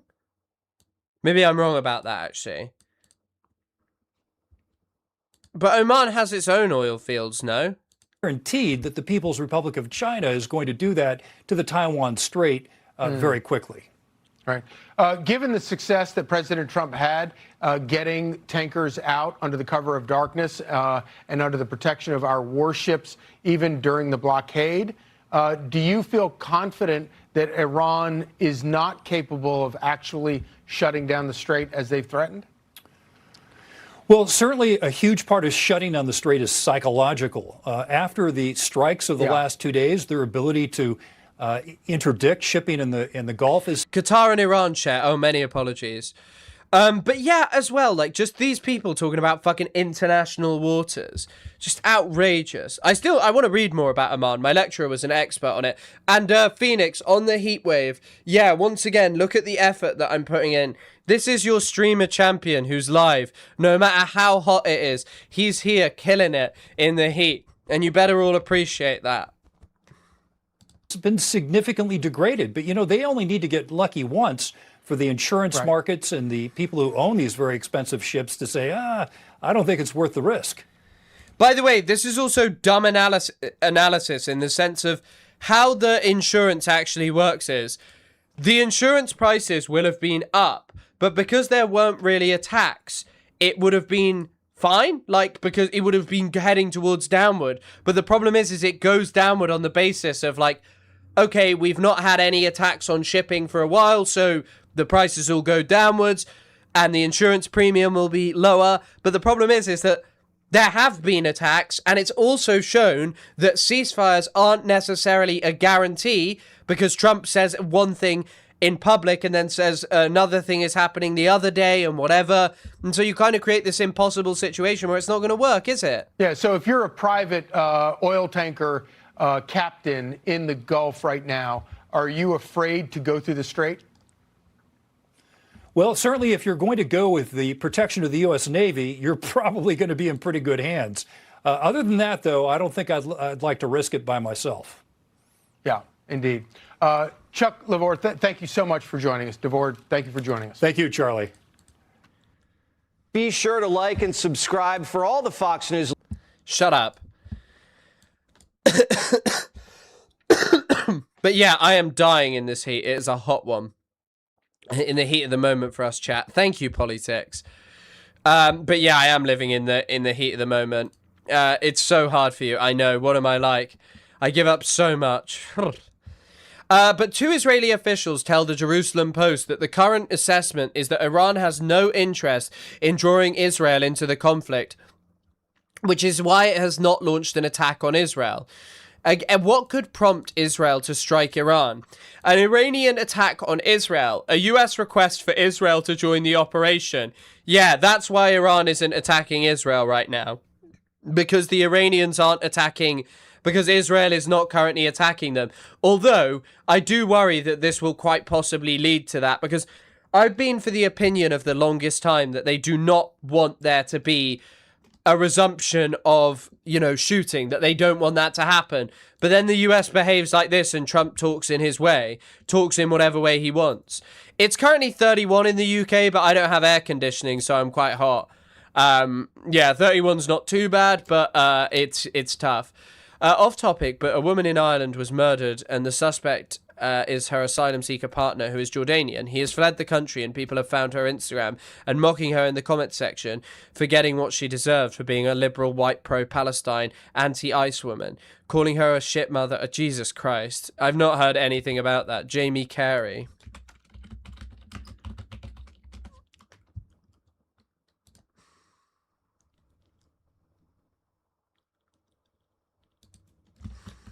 I haven't heard anything about that, but it doesn't surprise me. People are just, yeah, repugnant in what they're saying. Just awful. It's humid as shit too. Yep, it is a hot one, but, you know, I don't stop. The news doesn't stop, and I don't stop unless England are playing, and then I need to stop. But yeah, this is the summary of what the Iranians have apparently hit. A Patriot system in Kuwait, an early storage warning satellite antenna in Qatar, fuel storage facilities in the US for the US military in Bahrain. The IRGC says it targeted key infrastructure in facilities at Arifan Base, Kuwait, Ali Al Salam Base, Kuwait, US Navy's 5th Fleet Jafar Base, Bahrain, Sheikh Issa Base in Bahrain. So basically, they've just been striking the Gulf countries again. They're striking the Gulf countries. To be honest, also, hitting the Gulf countries is way more important than hitting Israel if Israel isn't striking you. Like, genuinely, what is the point in striking Israel? Like, why would you strike Israel? Israel's not even an economic power center. Sure, it probably deserves it, no doubt. But yeah, it's certainly something that just doesn't need to be, yeah, it doesn't need to be targeted. It just doesn't need to be targeted if it's not targeting you.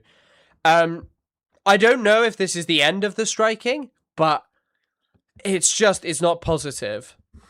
It's certainly not positive. There are images of this, so these are the videos. Images of smoke. And that US soldier died recently. That US soldier, I mentioned this, a US soldier died in the Arabian Sea, which they haven't really talked about. But yeah, it's hard to, like, it's kind of hard to know. It's like Iran wants to, look, this is what Gregory Brew is typing, Greg Brew. He's a senior analyst, Iran and Oil, Eurasia Group. And he's saying Iran attacked tankers to scare them off the Omani route. US responded by revoking Iran's sanctions waiver, which hadn't produced much for Iran as yet, and struck some targets along Iran's coast. As of today, the Omani route is quiet, ships going dark using IMO route or Iran's northern route. I'd say it's a victory for Iran if I had a clear idea of what exactly Iran is trying to accomplish, beyond demonstrating their continued willingness to attack ships. Yes, that's the whole point of their continued willingness, that the US can't behave exactly however it wants. Just do exactly as whatever it wants. And that's the major thing.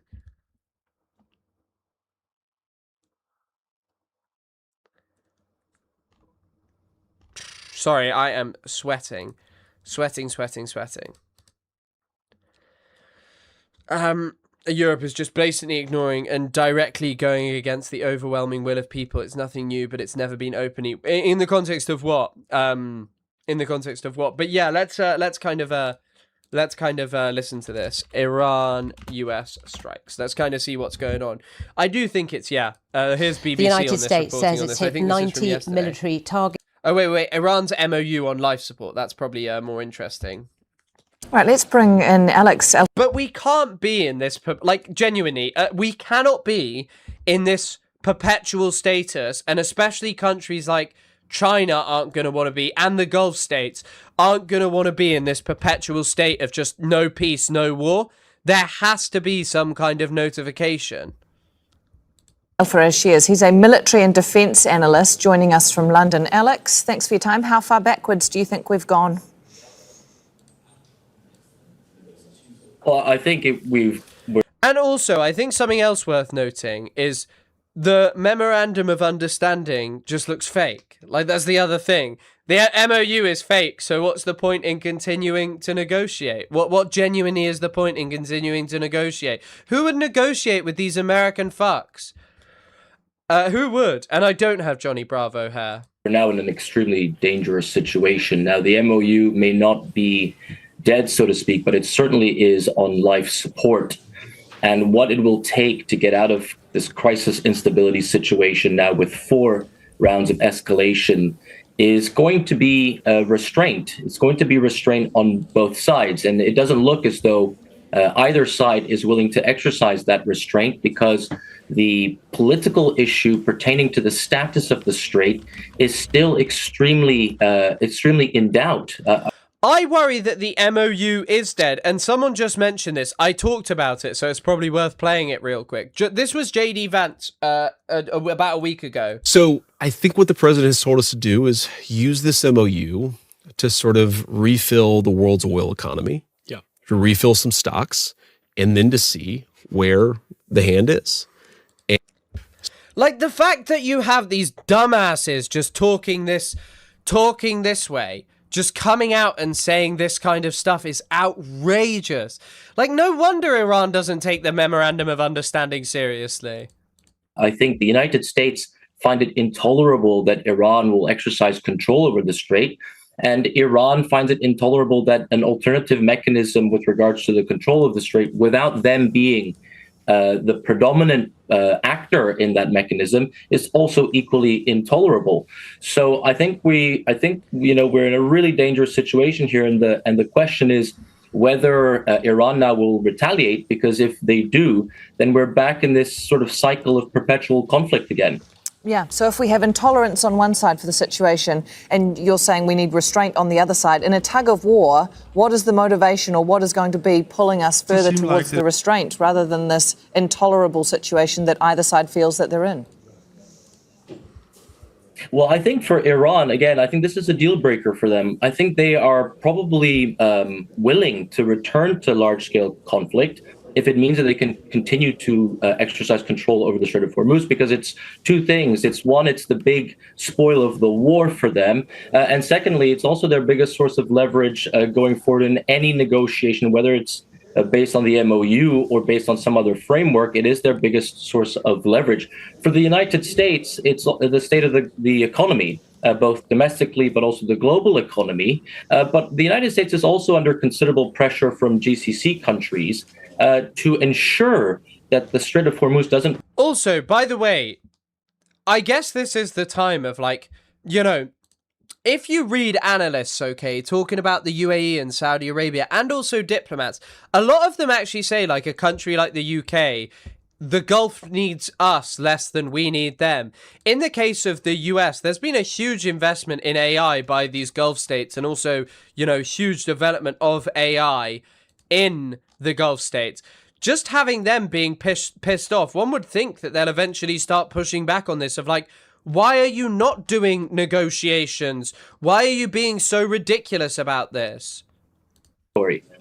So I think what we need here is for both sides to really contend with the fact that a continued escalation, another round of escalation in the near term would be in nobody's interest. But the big question here is who is willing to take more hits, who is willing to absorb more pain, and then, of course, as a result of that, who is then willing also to cave in, to concede?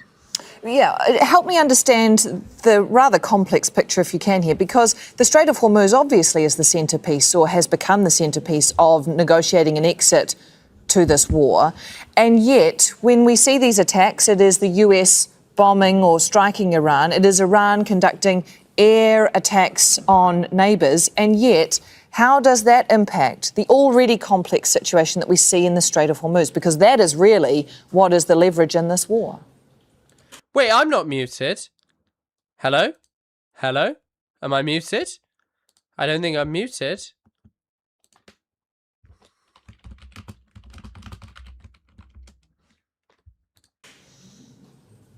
Yeah, it's incredibly detrimental because whatever happens, you cannot change the geography of the situation. Iran is a Gulf state. God, this is their new favorite saying of saying, like, you cannot change the geography of the situation.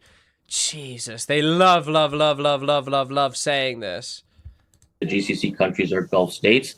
The United States has significant interests in the Gulf. So, being engaged in this sort of escalatory spiral is certainly going to have an incredibly deleterious impact on the way that Iran and its regional neighbors relate to one another, interact with one another, negotiate. Any kind of future paradigm is really contingent on the fact that you can't change that geography. So this is an incredibly, like I said, an incredibly dangerous situation. But it goes back to the initial problem with regards to the points that the United States put out initially in the beginning of April or the first week of April, and the Iranian points being in direct tension. My God, yeah, just at what point is there, like, what do you even do? Just like this never-ending cycle of just US unwillingness to cut a fair deal and kind of actually admit that, you know, I don't know that Iran came out of this better.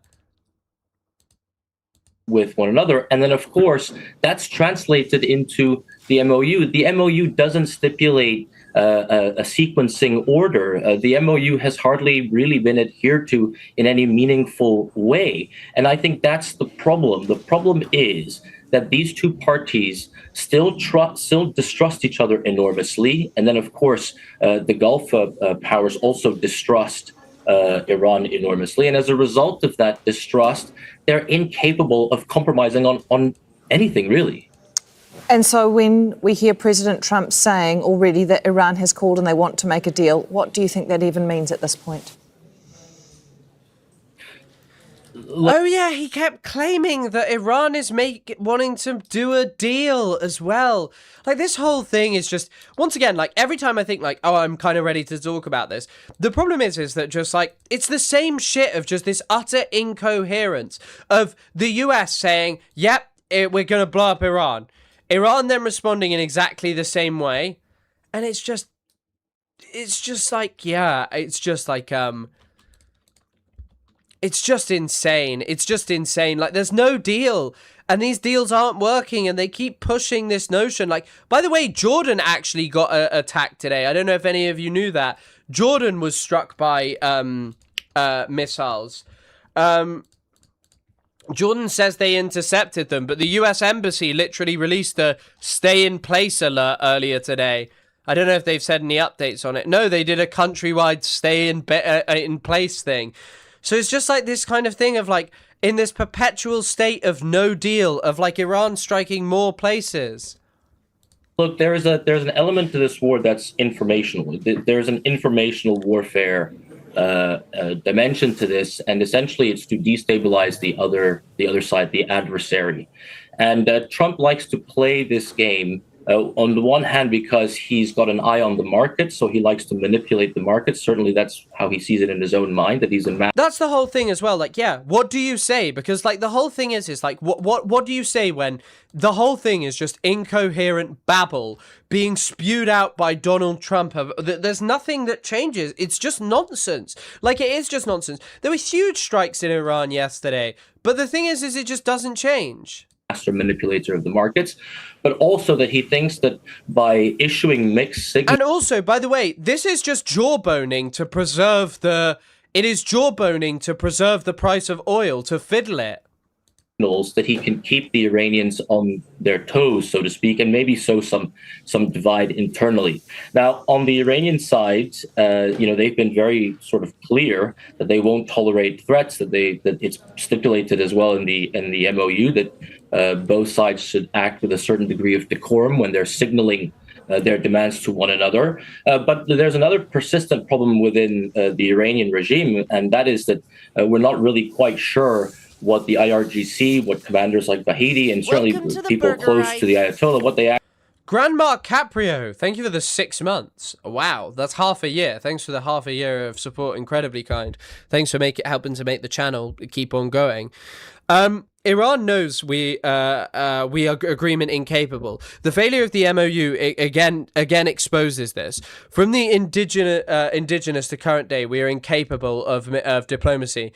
Yeah, and I think that the major problem is, and the number one fucking problem with all of this, is that, like, you know, the US government wants temporary things that they can just wave away with the expectation that the Iranians just stop.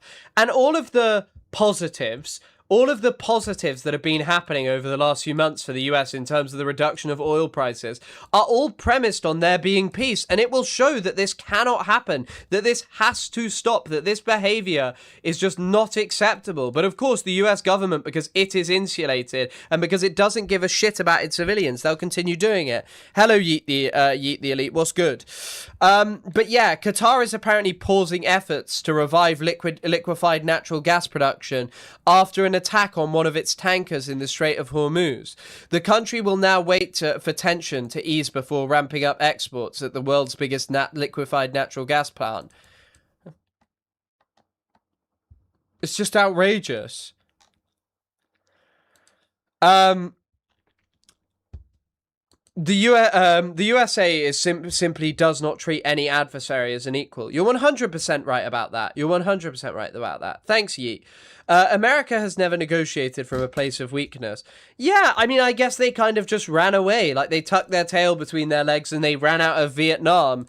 But on this one, like, they can't really run away from it, so they're just sticking in this perpetual situation. Actually genuinely want, whether they want to move forward with negotiations or not. And we know that people like Galabaf, despite his post on social media today, that people like Galabaf and people like Arachi are quite keen for negotiations to go forward. So the United States president, just to go back to your question about how constructive are the president's tweets and how conducive are they to negotiations? Well, not very, because it's hard to predict what the president will actually say, the president will actually do, never mind what the president actually thinks. Alex Alfarez is joining us from London. Thank you very much for your time. Yeah, like, this is just a major issue. Like, what happens? What happens? Oh my God. Apparently 60 nations are going to be hosted next week to confront what the Trump administration calls a resurgence of transnational far-left terrorism. The move has drawn criticism from European allies and US officials who fear the administration aims to leverage foreign terror designations to authorize domestic surveillance against activist groups like Antifa. Do Antifa even exist? Antifa of the mind. They both exist and they both don't exist. The Palestinian Authority will hold elections. I've seen that as well. I don't believe the PA is going to host elections. But yeah, I'm just checking if there's... God. I guess Al Jazeera is a Qatari channel, so it isn't always going to be the greatest on this kind of stuff. But yeah. Netanyahu is telling us the Iran war isn't over. The American president is telling us the war isn't over. Can I give a video recommendation? Of course you can. Of course you can. Exists as a label for people. I mean, the PA is going to have to host elections at some point, but they're just going to get rid of... the thing is they're going to get rid of Abbas, and he already has the person in waiting. I can't remember his name, but Abbas already has someone to replace him. Antifa is a fucking ideology. I know, that kind of feels like the thing. There is not like this whole thing of... there's not like this whole thing of just this one unified Antifa group. It's just, yeah, it's just, I don't know. Thousands of Palestinians are trapped in the West Bank. I know. Fuck the PA. The PA is kind of indicative, and so Syria, of the pointlessness of all of this. Like, sure, Syria's got its terror designations removed, but we'll have to see where that ends up. Oh, this video's long. This video's long. Can you send it in stream recommendations? Because I can cover it at a later date. That looks like a great video. I'll actually check if there's anything any of you were like, can you watch in stream? We'll still cover this for a bit, don't you worry. But I'm just going to double check that if there's anything, because I can't remember. I know I clicked on it. Mr. Beast is working with Zionists, and then it was a lot of stuff about Venezuela. So there's no pressing videos as of right now, so I could cover those later. I didn't know if any of you had sent any stuff on this. But just, yeah, stick it in stream suggestions on the Discord. That's the best idea, because that looks like a great video to watch. I will be live one extra day this weekend, but I don't know which, because I'll be out on Saturday. Someone with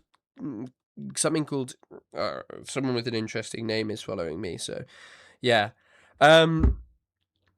Also, by the way, just on American exceptionalism and their inability to make a deal, I guess Platinum was kind of proof of that, right? Platinum was kind of proof of that, you know? Like, yeah, sorry, I just pulled this up of, like, Trump. I'm glad to hear this from Trump of, like, trying to track what's going on, and then I just get this every few minutes. Much harder. Are we returning to full-scale military conflict, sir? I don't know. I don't know. But win it very quickly. It's another way of doing it. We have many ways we can win, but we've already won militarily. They have very little. They have very little left, and they want to make a deal so badly. They called a little while ago. They want to make a deal so badly. I just don't know if they're worthy of making a deal. I don't know that they're going to honor the deal. That's the problem. If they want to make a deal, why do you think they attacked commercial vessels? Because they're sort of crazy, to be honest with you. They're sort of crazy. They're a little bit out of control, but they want to make a deal. Badly. So I think like, genuinely, one second it's Iran wants to make a deal, the other second it's they're incapable.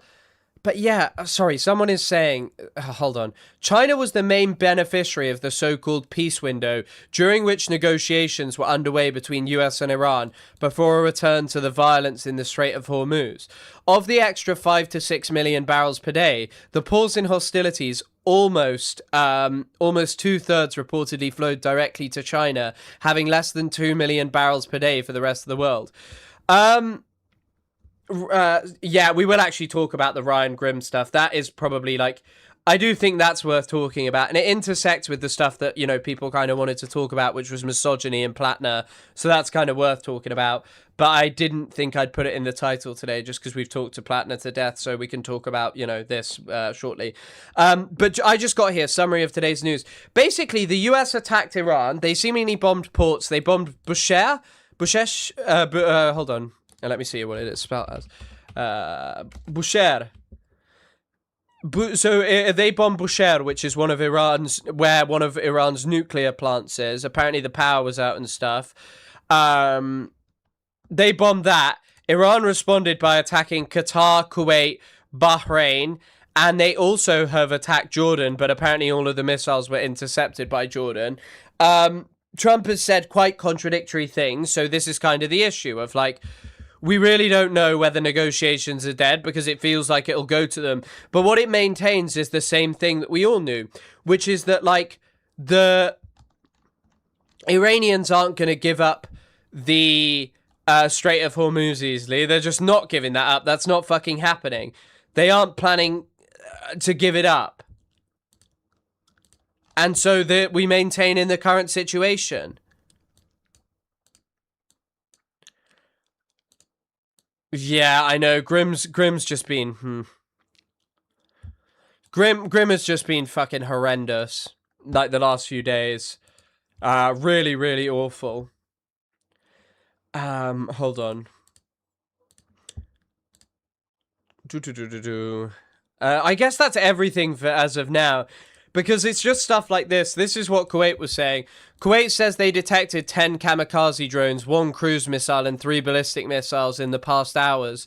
No word about interceptions. They admit material damage and 1 injury. Direct hits were reported earlier. Satellite imagery will tell. So yeah, there have been successful strikes, but no one really knows.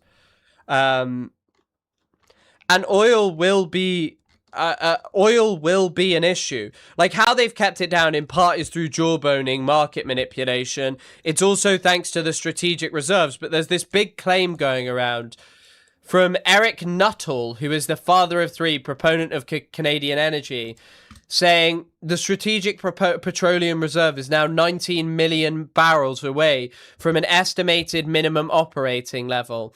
There very soon will no longer be a safety buffer to protect the world from further losses out of the strait. I mean, it's troubling, and China doesn't have unlimited oil, you know. The strategic petroleum reserves is great for them, and like, they've filled it up. But yeah, it's just like, just what is going to happen? What is going to happen? Is needed to keep the cavern from imploding. I know. It's just like, what is going to happen? I'm still of the, look, I still maintain my same opinion that I've had like the last few weeks, which is I don't think the US wants to go back to this because of issues like this. I think that they've been pretty lucky with staving off a global crisis. I think certain places like the UK have done much better than they thought they were going to do out of this. But I think that ultimately the same issue prevails of like going back is closing the Strait of Hormuz again. And what happens after that? The Strait of Hormuz is closed, and that is really, really, really, really bad. Turns out SPR caverns are 25 years overdue. What on earth is an Strategic Petroleum Reserve caverns? Oh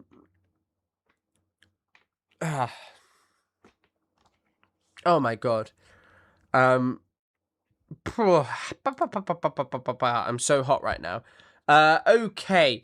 Yeah, let's have a talk about this Ryan Grimm stuff, because it's really bad. It's really bad. Now, as many of you will know, I kind of do like, I've like cited Dropsite before. Dropsite can be a good source, but what he's been up to is just... Yeah, we got to talk about this. Oh,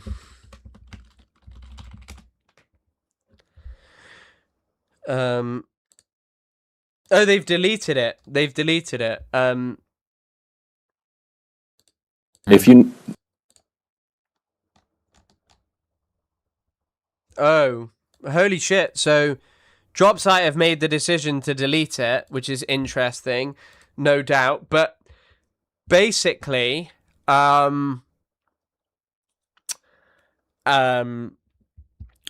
what Ryan Grimm started arguing was that at the time of the publication, precisely what Jenny Rassicot texted to Plattner, but deliberately omitted from the article. Rassicot, according to the Politico reporter on the story, told Plattner she needed her glute massaged. He told her he was coming right over. She responded by telling him not to do so, but he came over quickly. Whether this detail is important to you or not, it is a shocking breach of journalistic ethics by Politico and CNN not to include it in their coverage. Story to follow, Dropsite News. Awful. It doesn't change anything. The fact that you mention it, and it's kind of also in here, in the second line, she told her not to come. Pretty evident why we why we didn't need to hear that detail, and why bringing it up is like conspiracy theory to just cast doubt on this, to just like, yeah, I don't think it matters at all. I don't, yeah.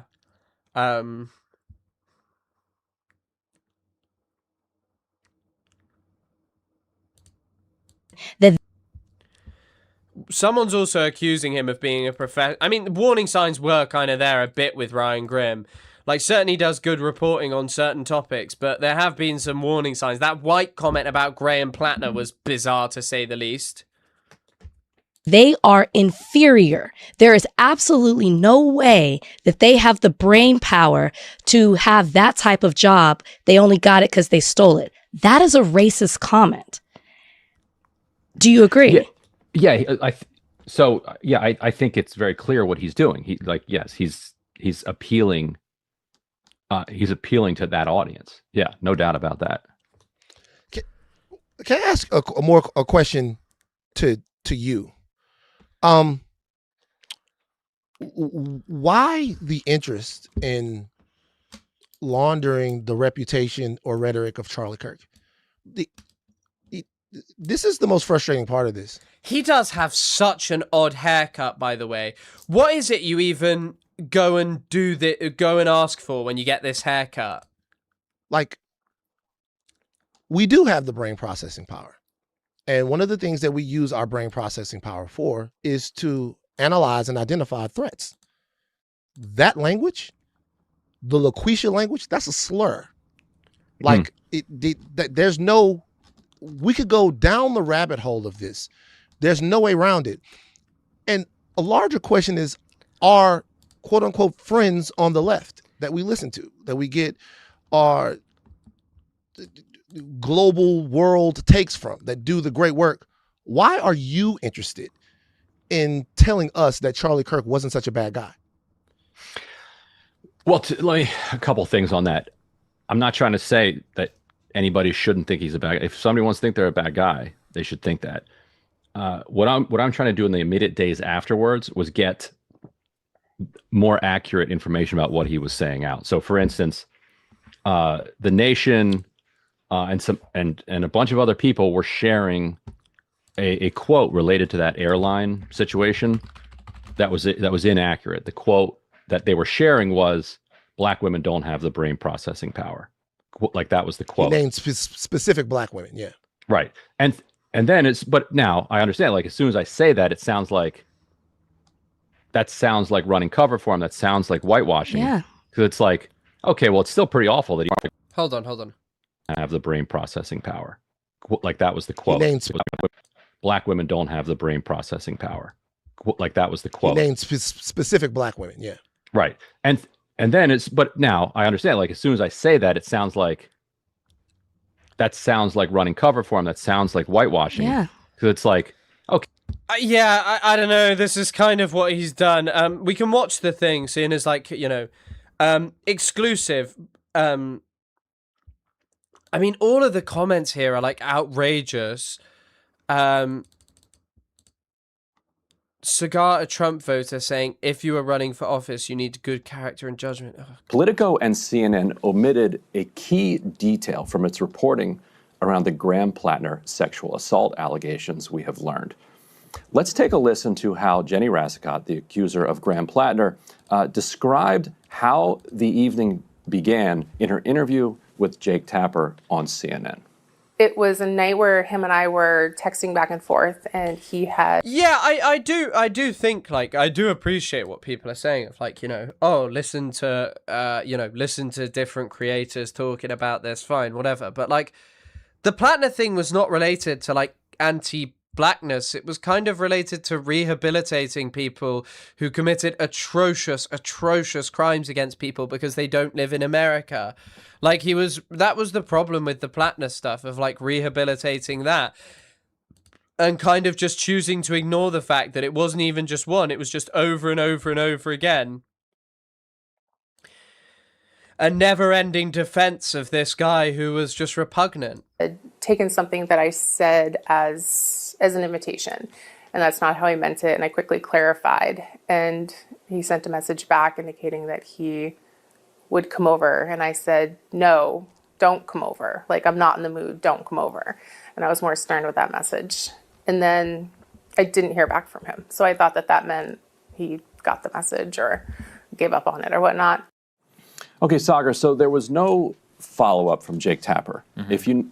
If you listen closely there, that she said, we were texting back and forth, and he took something that I said as an invitation to come over. This is... They'd been dating off and on for about 2 years at this point. The follow-up from a normal person at that point is, what did you say? What'd you say? Right. Like, what was the thing that you said to him that he misunderstood?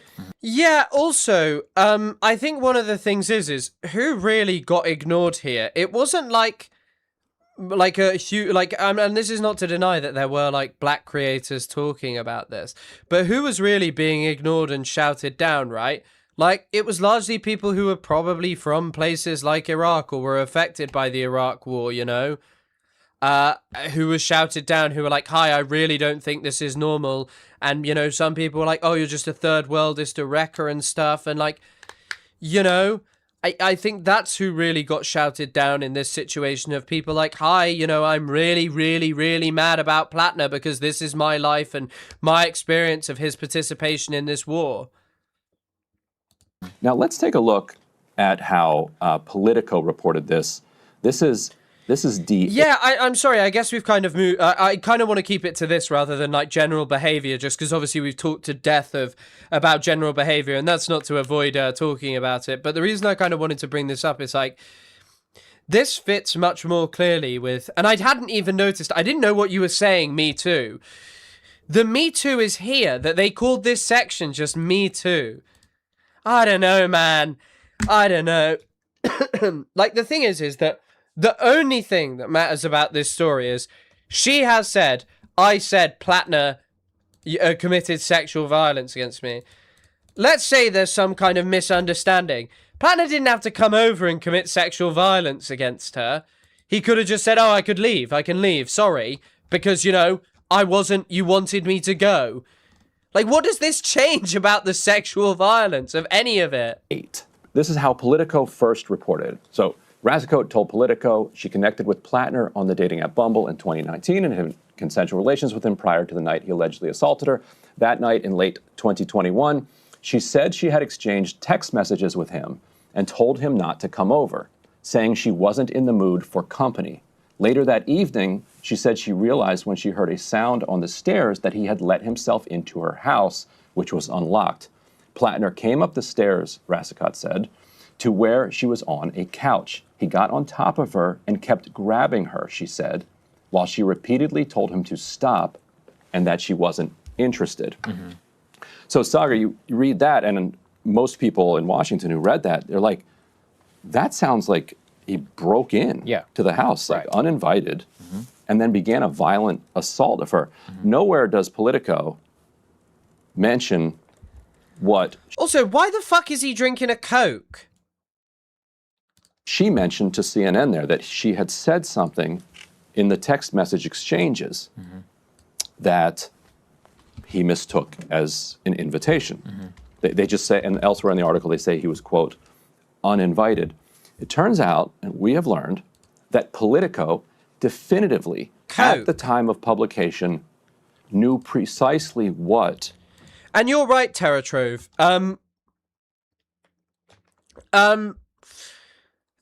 Why, even if she'd been sending him nudes all day, you're right, it wouldn't change anything. If she said, no, don't come over.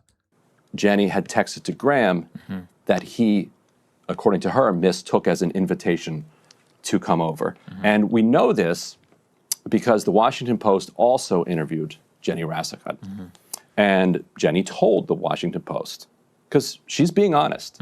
She's laying out all of the details, which is how it should be. You lay out all the details, and then you let the readers, the public, the voters say, okay, here, we have all the different facts. Here's how we interpret this scenario. So good for her for being transparent. I totally agree with you, and I want to say that up at the top. This is in no way an attack on her. This is about how I believe that the media has handled this story. She was truthful from the beginning about this. She doesn't. She doesn't have the text messages anymore.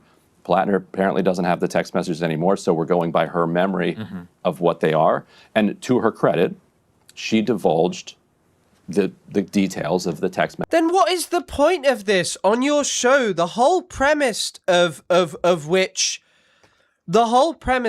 your like fucking show, right, is okay. It's like we're holding the media to account because we're not the mainstream. Like generally what they do is they actually do like quite good reporting around this kind of stuff of like, I don't know, finding out some information. And then they're like doing it here. It's just weird. It's weird. It's really odd and outrageous. Like it's not even odd. It's and then going, we're not casting doubt on her story. That's the whole point. The whole point is to cast doubt, and so people really do believe that this is like some fucking Israel stitch up. That's what Plattner's going for. That like that this is all just intentionally being done to bring him down. Messages from that evening, and to the she divulged it to the Washington Post. The Washington Post reaches out to the Plattner campaign for comment, good for the Washington Post, and in their request for comment, they mention that Jenny had been texting him talking about a massage earlier. And so the Plattner campaign sees this, and they go back to Politico, and they say, apparently there's some more context here about like the back and forth. Like, do you know about these text messages? It's also quite weird because Ryan Grimm is like actually personally friends with Plattner. That's the other odd thing. Like, he's personally friends with Plattner. The reporter then exchanges messages with the Plattner campaign. Those messages have been now circulating in Maine politics, in Maine political circles. I obtained a copy of those. I was able to authenticate them with sources with knowledge of them. And here is what the Politico reporter said to the campaign. Jenny Rascott had been, quote, texting Plattner about needing her glute massaged. That detail didn't make our story. Right. Glute massage. So within about a half an hour of getting this glute massage text, Plattner... This guy is friends with Plattner. That's not like a conspiracy or anything. They've openly talked about it. Ryan Grimm, Plattner bartender. Hold on. I'll show you. They're like a... People who've been... Yeah, and people who've been talking to the media who've known you for a long time have been saying that you've been the same Graham, basically your whole life, and now you're taking that to the kind of Senate race level. And so I want to ask about that, but I want to preface it with a crazy story, which the audience should know. You would be maybe the second bartender serving in Congress, but you would be the first one that I knew when he was a bartender. So Graham, for people who don't know, Graham bartended at the Tune Inn, which is a bar on Pennsylvania Avenue near the Capitol, while he was a student at GW, which, to your great credit, you didn't finish, which I think is a kind of feather in your cap. And while there, you worked Friday, Saturday, Sunday nights at the Tune Inn. I was often there. I was there basically every Sunday night and some Fridays and Saturdays with some other Washington City paper crew, and then later Huffington Post crew, back before we had kids. And when you jumped in, I reached out to Ned, who was another bartender there who had gone to college with my brother, and my brother and I went to the same school. He was better friends with my brother, but I know Ned well. I was like, Ned, is this the same Graham? And he's like, Graham is running for senator. He sure is. I was like, wow, that's amazing. So I hope I tipped well. I hope I left a good impression. No, I have nothing but good memories, Ryan. So excellent. I have very few memories. Yeah, like it's not an exaggeration. They're like personal friends. Maybe they drifted a bit, but they know each other. When it comes to SA, he flips on the incel. I didn't know that. I did not know that. Like that he's like this. Is in the house. Now she says she followed up. No, don't come. And don't come. Because he texted back. So he's wasted clearly. He gets this message. I need my glute massaged. Right. He comes over. He's texts back. I'm coming over. And she's like, wait, don't come over. She says, don't come over. Don't come over. This is Maine. He's not taking the subway. Like, so he's driving. She's drunkenly driving over there. Yes. Comes into the house. And Graham Plattner is just addicted to criminality, drink driving, sexual violence, war crimes. This man cannot help himself but commit crimes. And then it gives, she says he's grabbing her on the couch. Well, where's She's saying no. Right, where's he grabbing her? I don't know. Some people seem to say that this is a bigger pattern with Grimm, and like this is a bigger pattern with Ryan Grimm. But this is, by the way, the whole point of this, and this is why like a lot of the Amber Heard stuff was so outrageous when they filmed it. When people were like talking about it, like Johnny Depp did attack Amber Heard. Like he lost his case for libel in the UK about being a wife beater. So many people just spent their time demeaning and trying to pick apart everything about her, every single fucking thing about her, when it was very obvious who the bad person was there. Like, is he like immediately starting like the glute massage or whatever? Right. Anyway, the Washington Post, to its credit, included a version of the detail we could put up. Yeah, I guess it also just feels like really insignificant in relation to everything else, the drunk driving, but it is like just another thing of irresponsibility and just like another thing that's like, just, God, this guy is just a maniac. Washington Post D7. One night in November or December 2021, she said she texted him to say that she could use a massage. She said she did not intend it as an invitation, but he interpreted it that way, immediately replying to say he would come right over. She said she wrote back twice, telling him not to. The Post was not able to review the alleged messages or independently verify them. Marasico said she later deleted them soon after the incident. So Post didn't include the glue part, but did mention the massage, to their credit. But because the Politico published first, I didn't even know the Washington Post reported on this. Exactly, and I think that's why this is important. So there's the most important part, and let's just zoom out, because this does potentially explain why a drunken Plattner enters the home. Right. It stops there, because that's where the rest of the evening and her account of the evening, it no longer... So what's the point? What's the point in talking about this? If it changes one thing...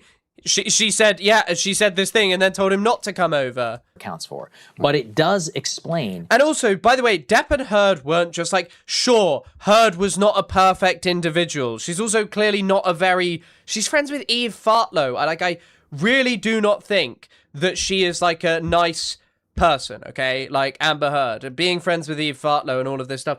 None of this changes anything. Johnny Depp was far older than her. He was violent towards her. People around Johnny Depp, there is evidence of them talking about this. His claims of her trying to ruin his life is not true. It is not true. He had already been fucking up his stuff by being, his alcoholism and his other issues. But yeah.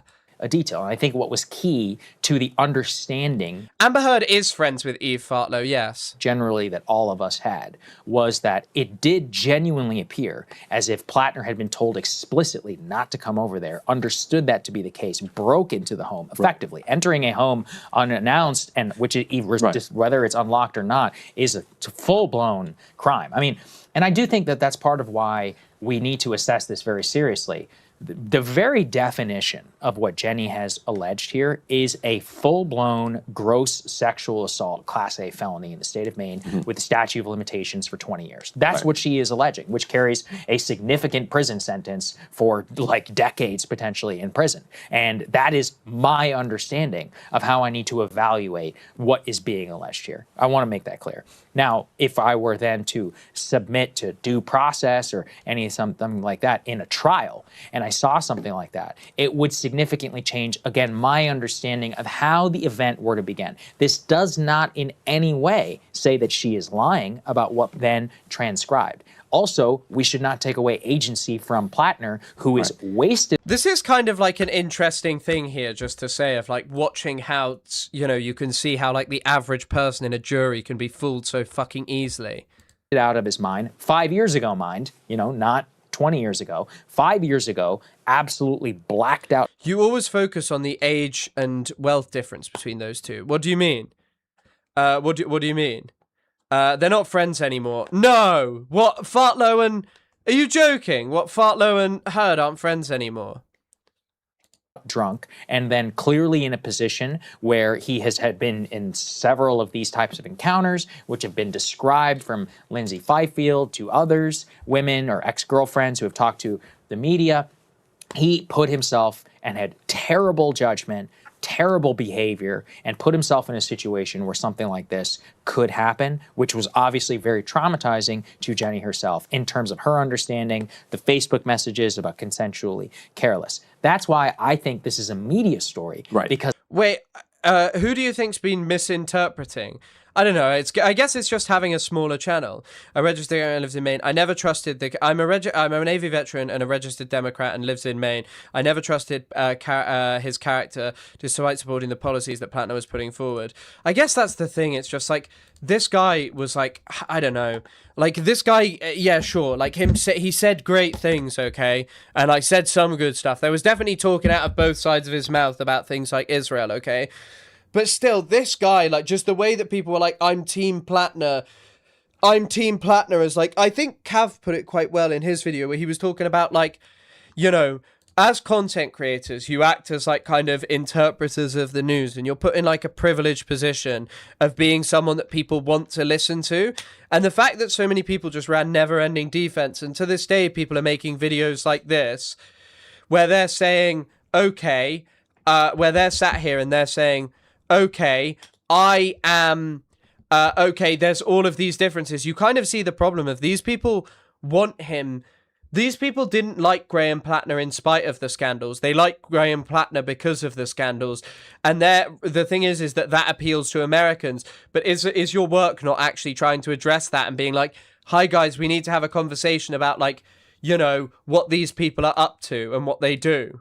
I think that the irresponsibility of not reporting that led to an understanding of how the event transpired, which is not fulsome with the general reality. And maybe it seems like you and I are splitting hairs, but the reason why I think it's really important, and when you learn this, it really struck me, is it really reminded me of how a lot of the Me Too cases in 2017 and 2018 transpired, in which it was very obvious, it was purely on the word of one person. You could have contravening evidence of what obviously was a complicated encounter or something where, look, there's genuine, misunderstanding or, a different takeaway, and in which people's lives got totally ruined. And I do think that in this case, like with Plattner, look, it looks like he's on the track to resign. And when he does, from what we know about his finances, if his rich parents don't bail him out, he has no money. And he will be branded, let's call it what it is, a rapist for all time. And that is kind of what we're talking about, beyond the political implications, but the character of the person. I don't think he has particularly good character, personally, in terms of the way that he's acted here. But, politics is not a character context. Somehow I'm not so concerned about what happens to Plattner, I'm really not, like... I hope that he's arrested, and I hope he receives, and his victim receives some kind of justice for what he's done. And then one would hope that his, and I would say that I hope that his global victims also receive justice for what he's done. But this one is actually something that tangibly could quite easily happen right now. Really, then, if it was, it wouldn't be good. Yeah, it wouldn't. We wouldn't have Trump as president. Yeah, I say all of this only to say that the way that CNN did not follow up that question and Politico did not include that detail, that is willful in trying to craft a narrative. That's not what we're supposed to do. Right. That's why, and that's part of why I appreciate. Craft a narrative about what I'm gonna say. Like, as much as I fucking despise these mainstream outlets, the part of the narrative is like breaking into the home is like crazy already. But the other stuff that is more crazy is, I don't know, he raped someone. Appreciate the show. We talk back and forth. I don't know. That kind of feels a little bit more crazy to me. Different context, detail, understanding. It's like the element of drunk driving. It's like, let's say Plattner was actually sober and he just got really drunk on the drive. Okay, so what? And so what? What would that change? What if we found out that as soon as Plattner got there, he filmed a video of himself necking bottles of whiskey, and that meant that he got drunk there, and CNN hadn't reported that correctly? And for them, by printing it the way they did, I mean, as a journalist, I think the ultimate job is to always include as much understanding of an event as possible, especially one though just something like this. Jenny is alleging a full-blown felony, punishable by, a decade or plus or whatever in prison. That merits a serious understanding of how we're gonna put in all the detail as much as possible, as if then we're go to trial, since they knew the direct implications of their story at the time that... It's not even just accusations. What's going on with Conor McGregor? What's going on in Conor McGregor? Yeah, Thigh-Fi. No one actually heard this and was like, oh my god, he broke into the home. Like, that was what the problem is. They wrote it. Yeah. They knew exactly how it would unfold. And what's so interesting is that, like we were saying earlier, credit to Jenny for volunteering this information. I totally agree. Perhaps she thought that maybe Plattner still had the text messages, but either way, she did not hide anything. She did not hide this at all. It is the media that decided. Oh, Elephant Fish, thank you for the 100 NOK. Thank you for supporting the channel as always, my man. One of the reasons jury duty was removed in Norway was a study done that showed half of those convicted of rape who appeal was acquitted by the jury in the Court of Appeal. 100%. I've actually seen someone in the UK who was a lawyer. I read someone talk about this, and he was just like, no one wants to take on these cases because it's really fucking hard to win them, because you have this thing of like juries will just kind of, and like what he said, what really needed to be done was like a study of why the juries kept doing this, why the juries kept like acquitting people who were so evidently guilty. Sure, there are fake cases, like fake allegations. Those are the minute amount of them, and yet somehow the majority always ends up with people getting off these things. Like as I've said like before, I want to do my thing of like I want to do my thing of like doing a video about like the grooming gangs and Epstein and stuff, because so many people who talk about this stuff do not appreciate the fact that like if you actually read what was going on, just all of the grooming gang victims were treated horrendously because most of them were children from care, or they were emotionally unstable, and the police kind of just like laughed at them.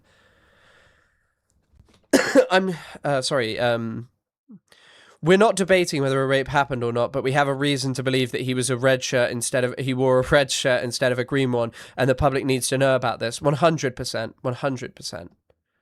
I had a BF much like Plattner not long ago, and I never bothered telling anyone about his behavior for years afterwards because I knew I'd be traumatized all over again if the abuse was denied. Yeah, I mean, like, also, you could just kind of read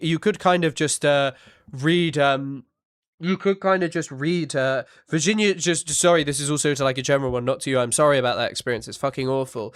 But as a general one, like Virginia Giuffre talks about her abuse, which is like the most heinous abuse, you know, like from one of the world's most notorious pedophiles and sex offenders, Jeffrey Epstein.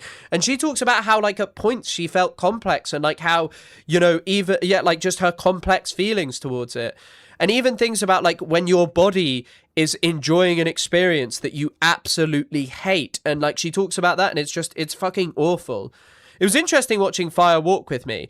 And Spooky, hello, good to see you. Have you seen the Plattner cultists who have gone full rape apologia by saying the victim was ugly and vengeful? They've gone full MAGA rape apologists. I was talking to Cav about this yesterday. I don't know whether people would be interested, because obviously, you know, you guys are always whining telling me I got to read Theory. I have read Theory. It's just unfortunate that that theory isn't Lenin as some people would have hoped for. But I think one of the things is like, people treat Israel as the big other, okay? They are trying to portray it as responsible for all of the problems in the world. They don't confront, like, American imperialism. And I think that this is actually, like, one of the examples of this kind of stuff, of, like, of this kind of stuff, of like where this leads you, of like genuinely, instead, like they just want to believe that everything is like Israel doing this to take people down, that like it gets to a point where you're just like, you know, great, you don't like Israel, but if you're going to use Israel to defend Graham Plattner, who was like already this imperialist pig, well, what's there to say?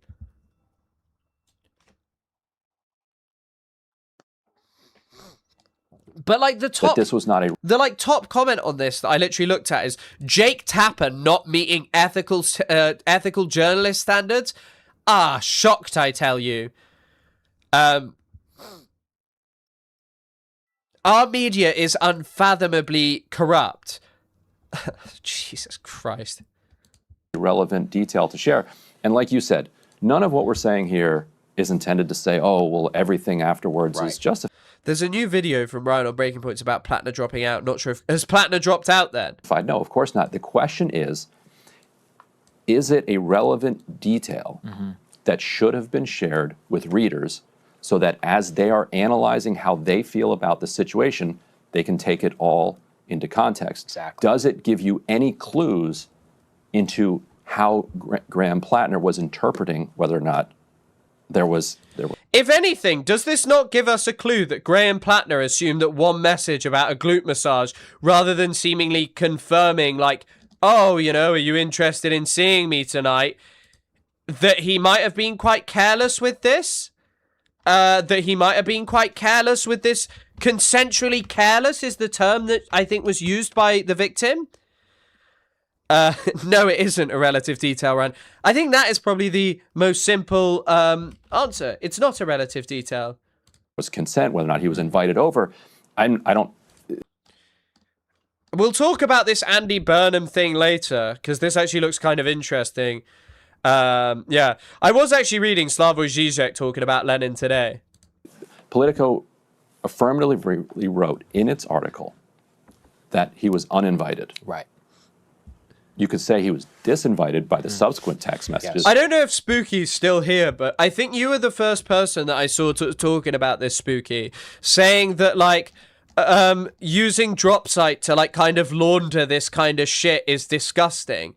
Like, using it as just the means, like, using Dropsite specifically as the way to be like, look at my outlet which deals with such horrible stories, and you kind of just were like, you're using it to launder this. In fact, where's your tweet? I can't find your tweet, but I'm sure it was you who I saw it from. Ah, here it is. Here it is. I saw your tweet. This is it. You people are disgusting, using Dropsite to dissect a sexual assault and implying she invited it on herself by exchanging flirty text messages. Newsflash, consent can be taken away at any time. Pretty soon you're going to be dissecting what she wore that night. I mean, like, you're right. Like, you're right. Like, you're right, like, of this kind of stuff of, like, you're completely right. Does Slavoj think that, does Žižek think that communism is worse than fascism? This might be an old article. It's on that Marxist website that puts all the books out for free. But where's the picture of you? I don't think you want to see a picture of me, like, hunched over, looking up to the screen. Žižek is compatible left. Do you think? I don't really know if I'd describe him as compatible left, only for one reason, which is, like, whilst a lot of people, like, watch haha funny video of Žižek, Žižek's actual work is, for, like, most people would just be impenetrable. Impenetrable. But the reason I chose reading him was because his work around, like, democracy and stuff is, like, Žižek rejects democracy. But I don't know. Also, remember that Žižek has been, like, I don't know when... what Rockhill's talking about with specifically. But sorry, I'll just stick on this for now. And that's not to dismiss this kind of stuff, but just to kind of talk about this. I will check out that article. Thank you for recommending it. But Dropsite laundering the reputation of a Blackwater war criminal is so embarrassing, especially because Scahill wrote the expose on Blackwater. I didn't even fucking know that. But that is just, yeah, I know. And I think there's really something to be said about this fucking website. I think it's really something to be said about this website, okay, that is specifically respected for, like, this kind of cutting-edge journalism, and this kind of journalism that during the Gaza genocide, many of us have looked at and been like, damn, this is reporting you wouldn't see elsewhere, to just be like, yeah, CNN omitted this. Uninvited is false. Yeah. Like, it is just flat out false. There was an invitation. Yeah. And that is the key, and that adds even more to this interview, which never thought I would say this. A decent job of questioning here of Mika Brzezinski and Adam Wren, who's one of the reporters. Real quick before we get to that. So I asked Jake Tapper if he's aware, if he knew. Yeah. I asked, why didn't you do a follow-up on that? But more importantly, did you ask her off camera? Did you know that she had said, I need my glute massage in the text message, that was the thing that he, quote unquote, mistook as an invitation. He did not respond. Okay. I asked Politico for comment. Yeah. They are saying that they're working on a response. When that response comes in, we'll put it in the newsletter and we'll put it in the notes underneath here. If it comes in before we finish taping the program, we'll put it up. But anyway, you were saying with Mika on... let's get to Mika. By the way, the only thing I would say, especially just quickly, I'll stop talking about this just so we can focus on this. When it comes to Žižek, okay, some of this stuff will have been said later on in these debate things. I wouldn't dismiss everything he's ever said because he just constantly talks shit. Like, his earlier work is genuinely really impressive. The Sublime Object and, like, Understanding Lacan is, like, fantastic. It is a really, really, really good book. I will check out that Rockhill article. I'm just looking at his thing about Lenin. This seems to be, like, a later thing. I don't know. He said, I am a Leninist. This is why I supported Obama.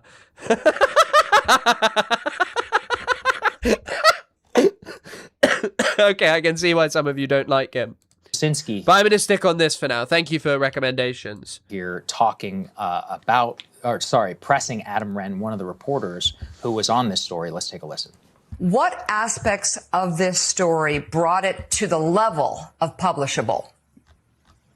Yeah, you're correct here, Mika. There is no police report in this case.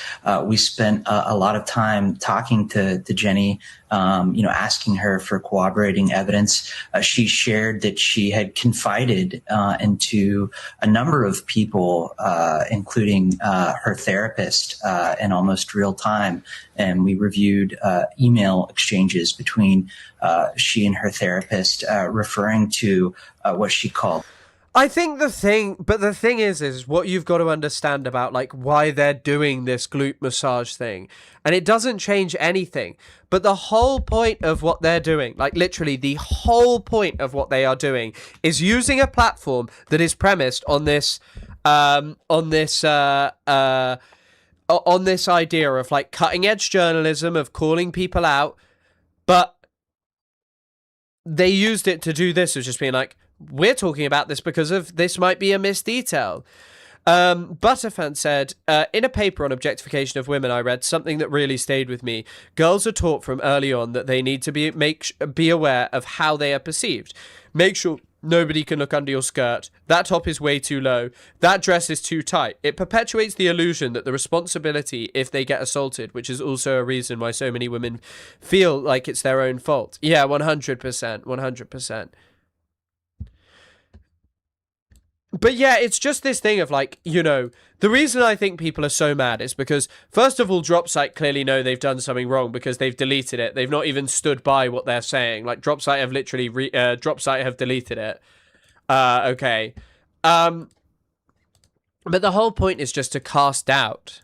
This sexual assault, and her therapist sort of acknowledging that this had happened to her. We talked to people who she confided in the months after this happened. We asked her why she didn't file a police report, and she described sort of the insular nature of where she lives and her corner of Maine that she shares with Graham Plattner. And she, debated sort of how to handle this. And we found ultimately the number of corroborating pieces of evidence to support her story in a way that we could report it.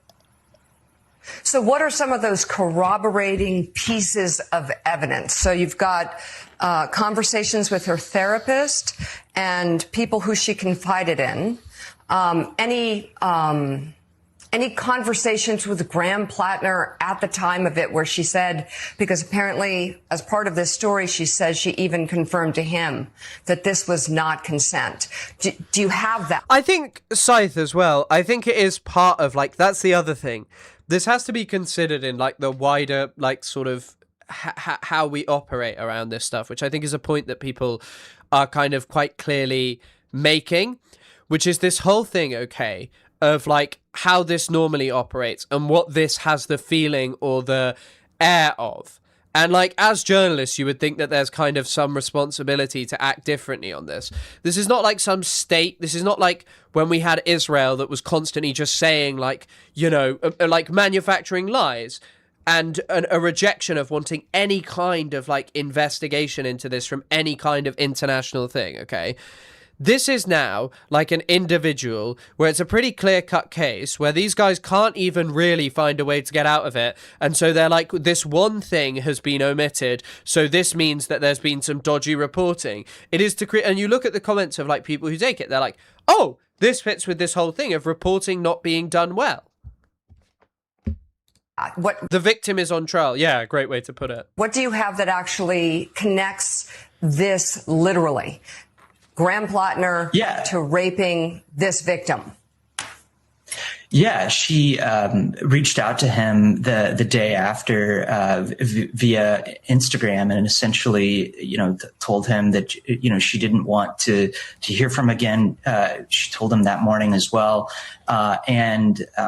We looked at messages that she had sent to others in the months after this happened through social media. But you were able to see those DMs?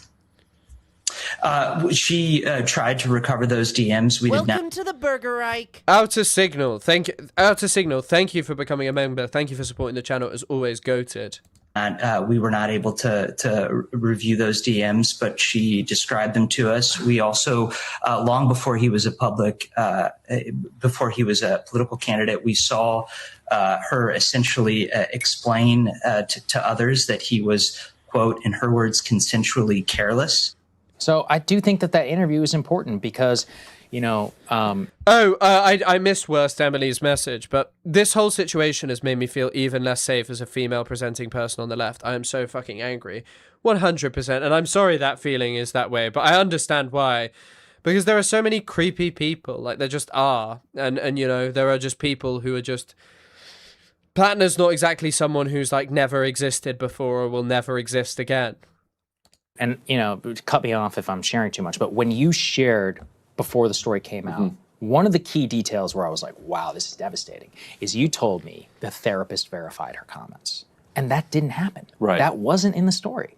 Right. That's pretty That was the important. That was the rumor. That was the rumor the that was story going came out. around, was that the therapist could verify that at a time before he ran for office that she could verify her allegation, and that's not what happened. And they reviewed emails, you know, between her telling the therapist that it happened In later June. on in June, June of this year. In June of this year, after she started working with they Shannon did Hunt. talk to a friend, ex-boyfriend, who backed up her story. So that, you know, that's there, and the Facebook message is there too. But I don't know. I mean, the therapist detail was kind of important. And I can read from the. What is this then? If none of this is important, why are you doing it? Why? Why are you doing it? And yeah, also thank you as always to thank you Outer Signal. Supporting is the way that it's honestly incredibly kind. Everyone who watches, comments, likes, and shares, and all of that stuff, that always works in supporting me. And yeah, thank you for any gifters. Thank you as well. Just yeah. Politico article. Yeah. So this is about this is the Politico describing the therapist. Razico showed Politico recent emails with her therapist. They say recent. My understanding is that this was June, weeks ago, in which Razico explained she was talking to the media about her relationship with Plattner and the SA/R, using an abbreviation for.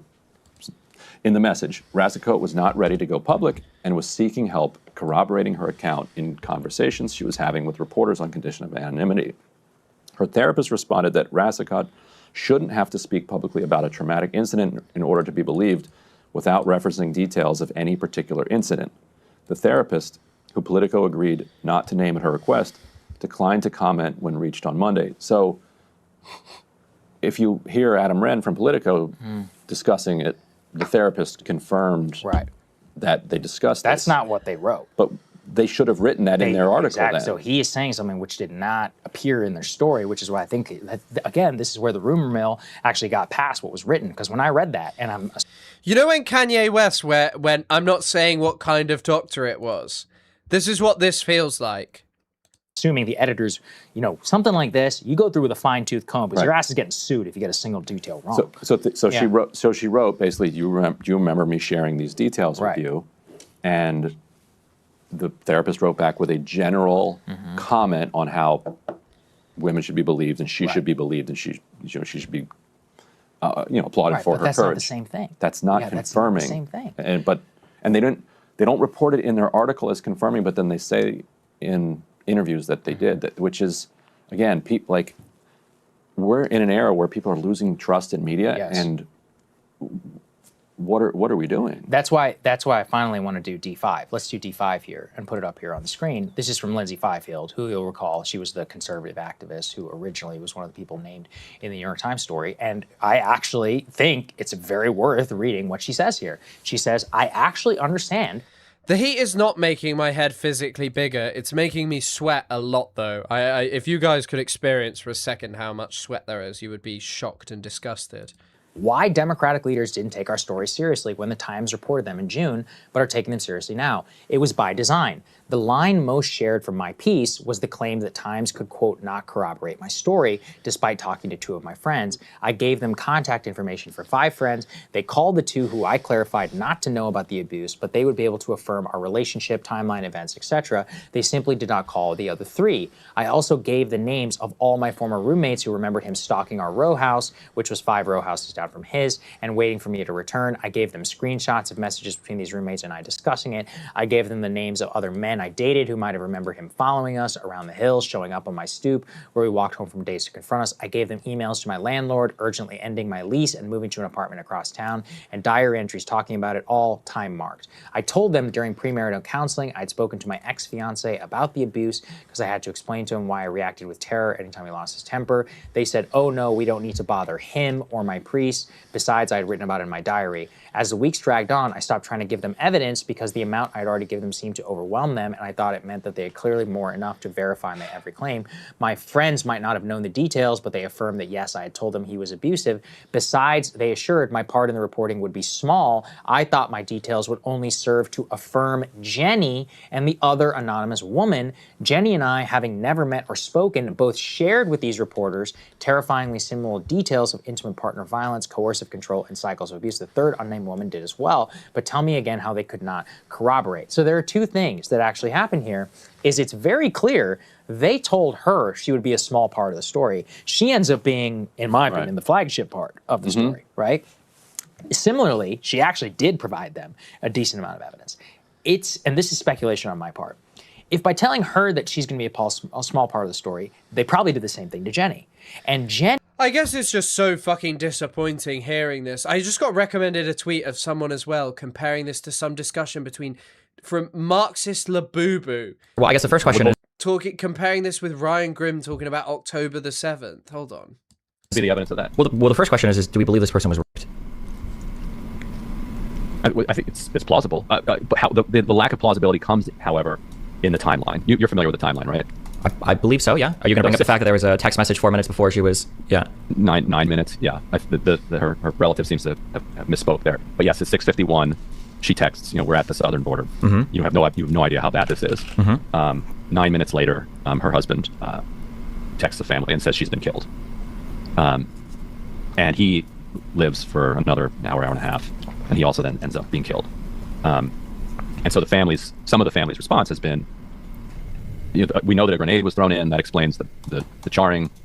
Like, how in 9 minutes did this happen, and why did her husband tell us that she was killed if that wasn't true? So I don't. That's the reason that. Why does the family's opinion? Why are they ever being sourced in regards to this particular case ever in your guys' articles? I don't understand. Because the Times quotes some of the text messages, but doesn't put the timeline in its article because the timeline undermines the plausibility of it. Does it? Is it impossible to be in 9 minutes? No, he didn't. I think they're debating about the New York Times case, about the expose, about the girl in the red dress screams without violence. No. But if 6:50, so I'm trying to understand how exactly that works with him still there. Like, why? Also, this Marxist Labubu person sharing Destiny. Isn't Destiny accused of this stuff? Why did they kill her and not him? Anyway, I said it some of the claims were also that corpses were raped as well, right? So she could have been dying or dead already and have been raped as possible too. No, it's certainly not impossible. So I just don't understand why any of the families. But wait, real quick, because I don't understand. Because I've never seen hearsay used to dismiss witness testimony before. What's hearsay? Hearsay is everything the families are saying because they don't know. No, they have the text messages. No, that's not what you guys are usually quoting for the families. You're usually quoting. What are you dismissing? You're dismissing the impressions of the original video taker. Her impression when she found the lady's body in the position that it was, and the fact that her panties were missing, she's like, oh, I think she's been raped. And you say, well, her family disagrees. Her family doesn't know anything. They weren't there. None of them witnessed anything. They're just saying, I think some of them say, well, we didn't hear that or whatever. And it's like, well, okay, well, talk to the people that they didn't hear it from then, right? Right. That's a person who came upon the body. That's not what you. That's not a witness of the act. It's not a witness of the act. It's a person who saw. It's a person who saw the actual body, right? The person that came with the original video footage, who saw the body, who recorded it. Someone making out that this is on the same level as the Graham Plattner stuff is just this kind of stuff is just such a moron, in the sense of the fact that the Israeli government and Western outlets did undeniably push this notion that sexual violence was mass spread on October the 7th, that it was a weapon of war, okay? But when you actually really, what it comes down to is, it's very clear that they were ultimately just doing this with as a justification to commit genocide against the Palestinian people. And of course, these people have no problem with Israel having done this for decades against Palestinians. Jenny is her entire reason for coming forward with this allegation now, is that she says she was furious at the way the reaction happened to the New York Times story, which elevated Lindsay Fifield's allegation and the dismissal generally of her because of her previous role as a conservative activist. Right. And so the spiral here is that if the Times had just done its job, if they had 100% as well, you're right. Like, this constant obsession with Israel claiming that Palestinians are evil savages. That's the fundamental difference. Had reported what she says here. By the way, Jenny also says, I told the Times all of this off the record. And if they had... Look, the truth is it is never impossible that sexual violence could have occurred. Like, sexual violence can occur. It wasn't even just Hamas who were in Israel after October, like during and after October the 7th. I've always said this, it's not implausible. But this guy was also complaining about Hassan's take that this wouldn't change anything one iota. Of course it wouldn't. Like, this is already a practice that Israel engages in on a massive, massive scale against Palestinians. Like, we know this, there's decades of it. Decades and decades of sexual abuse against Palestinians. Gotten her to expound on that. And get her on the record. And properly get her on the record. Also, by the way, Asmongold has been caught in DMs showing off how you can come up with new ways to say the N-word. And put all of this in a fulsome story. This could have all been done before the primary. And then none of this would be happening in some weird, extra democratic way where he's got to drop out and then they're going to have to put him in. This could have happened before the primary, right? And the voters would have had the information, new candidates, Troy or whatever, could have declared. People would have actually had a chance to vote. And so I think that the two primary villains here, New York Times for the way they handled this, and then CNN and Politico, all three of those, because they did not present. And Graham for being a dog. Well, oh yeah, right. Yeah. So, sorry, when I say primary villain, I'm talking about the process. I'm not. Right. Yes, Graham I know. Yeah, Graham. I mean, again, I said it before in our previous blog. Take it as a lesson, guys. Clean living will get you a clean life. And if you want to run for office, you shouldn't be acting like this. And that's final thing. I said it yesterday. That's why I think he's loathsome, because he told people nothing else is coming. And you were rolling around like this 4 or 5 years ago. I think all of the stuff that had already come out is just... maybe even 10, 15 years ago, like Lindsay Fifield says. There could be more that we don't know about. There could be more that we didn't talk about. And people stuck their necks out for you. How many millions of dollars did you raise? Millions. People donated their hard-earned money to you. And you fucked them over, man. You really did. And he's got to live with that. Not with just what he did to these women. He betrayed all these supporters' trust. And I don't know if he even remembers this text message exchange. And I reached out to him for comment, haven't heard back. So I don't even know, and as far as people I've talked to on the campaign, he may not even know about the existence of these text messages, the glute thing, because seems like he was blacked out. According to Jenny, the next morning, he rolled over and put his arm around her, and she's like, what are you doing? Like, do you not remember what happened last night? And he's like, no. She's like, get out. Yeah. And yeah, I mean, his handling of all of it is awful. He never allegedly, according to her, he never responded to her message, being like, dude, you raped me. And that was the thing. Come on. That was the thing that he's knocked for over and over, is ghosting. He ghosts these women. He's drunk, he's totally out of control, manic depressive.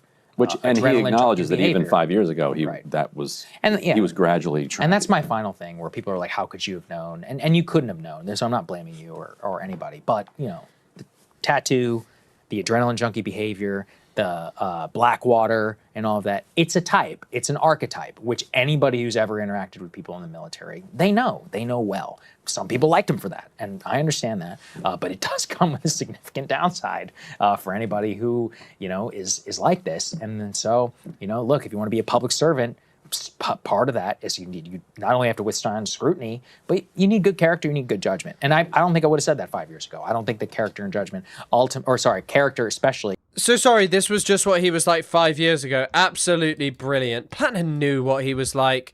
Come on. The amount of grace being given to this guy. Oh, Jesus Christ. Jesus Christ. Yeah, I mean, as I'm sure some of you have seen, one of the other people who's been giving Plattner quite a lot of grace, who previously called Plattner a pig. Have a listen to this. As I call it, the Democrats. Democrat. You know what a Democrat? Speaking of Democrats, do you think that the Democrats should be able to pick a replacement for Graham Plattner? He's had all these new allegations that have come out. Now Democrats are talking about picking a replacement for him. Should they be able to do that? They're picking what? A replacement for Graham Plattner if he steps out of the race. So he won the primary. And now there's these new allegations. It's very hard for them to do. And it's really a question of whether or not you believe the woman. A lot of people say big falsehoods. It's he's in a bind. He's in a bind. But should they be able to do it? Well, I guess he's going to lose. I would imagine he's going to lose. It's very interesting when a Republican woman came out with the same charge, nobody believed it. When this woman came out, everybody believed it, right, Doug? Did you get any pictures of it, Doug? You don't want them. They wouldn't sell them. What on earth is he fucking talking about? Yeah, Trump went from calling him a pig. But, you know, yeah, saying this is like a soldier type and that you shouldn't be surprised. Why did you support him then? Why did you say that, like, you know, oh, you know, that's normal and act as if that's normal? That this was normal. You could see the problems, this like behavior, this pattern of behavior. You could see it was a problem and you can admit that it was a problem now, but for some reason you felt the need to just advocate for him over and over again. So many people fucking did. You can see the problem. Like, you could not have guessed that he was going to do this, sure. But you could see that he was already a very bad guy, and you could have made a decision not to support him on the basis of him being a very bad guy and a war criminal. But yeah. Sorry, in some slightly stranger news, or fork found in kitchen, water found in ocean, as you guys have described it. So Asmongold has got leaked messages with Emaru. Now, she says a creative her. He responds with something that has been blanked out here, which I'll keep that way, which is like a load of numbers, like replacing certain numbers in the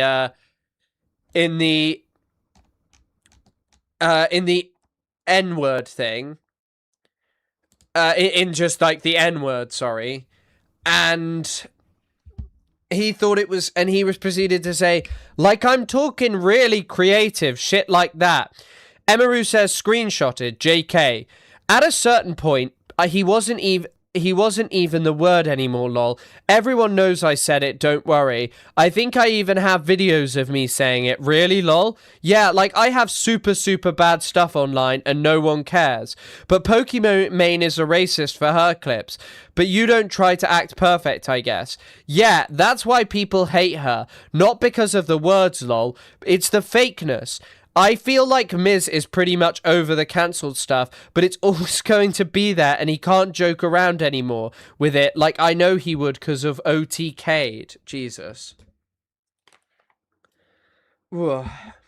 Wow. Yeah, that Emaru lady is that Emaru lady's she's not a great character from my understanding. Really not a great character. Really not a pleasant individual.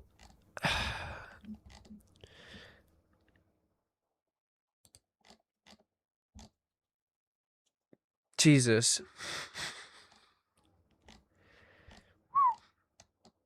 Yeah, it doesn't surprise me. All these people are horrible. Who leaked this? Miskiff had it somehow. I don't know how he had it. I really don't know. Okay, I'm gonna go pee, so give me a second and then I'll be back. Streamers are scum, no offense, that's fine. I'll be back in a second. I'm just gonna go run and pee.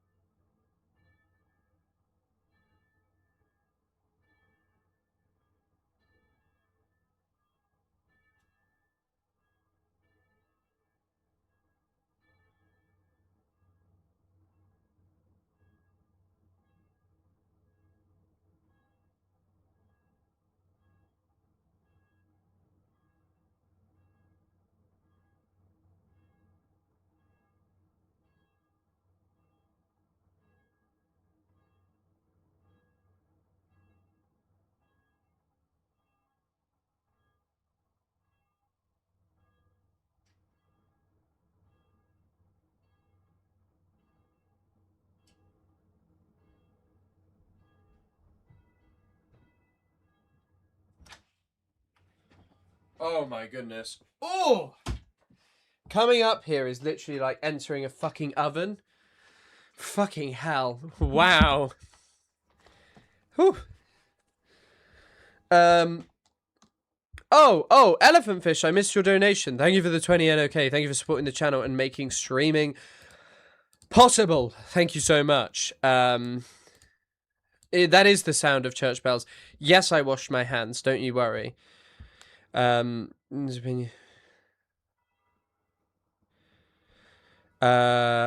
did a search of the subreddit Platinum's name, and anyone that suggested that Platinum was problematic just a month ago was downvoted to oblivion. I know.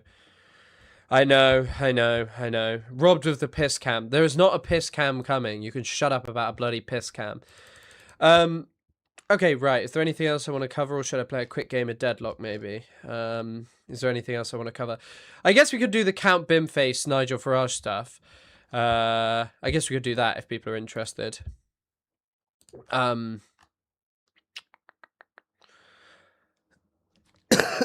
forgot my dinner roll dough in the bread maker, and now it's trying to cook into a loaf. Oh, I'm sorry. That's what happens. You left us without music. I know. I'm sorry. I'm an evil guy. To work out again at Muscle Beach, can we get a Green Party pull-up challenge? There is no way I could beat him in a challenge. Did you know that there's a website called... I do. I don't know if we can get a piss emote. I'll see if I can. I'll see if we can. I'm not 100% sure. You want the bin face stuff. Okay, right. So, in case you've missed it, this gentleman is... So, Nigel Farage resigned as a member of parliament, but he resigned for the specific reason of wanting to... He resigned for the reason of wanting to win an election.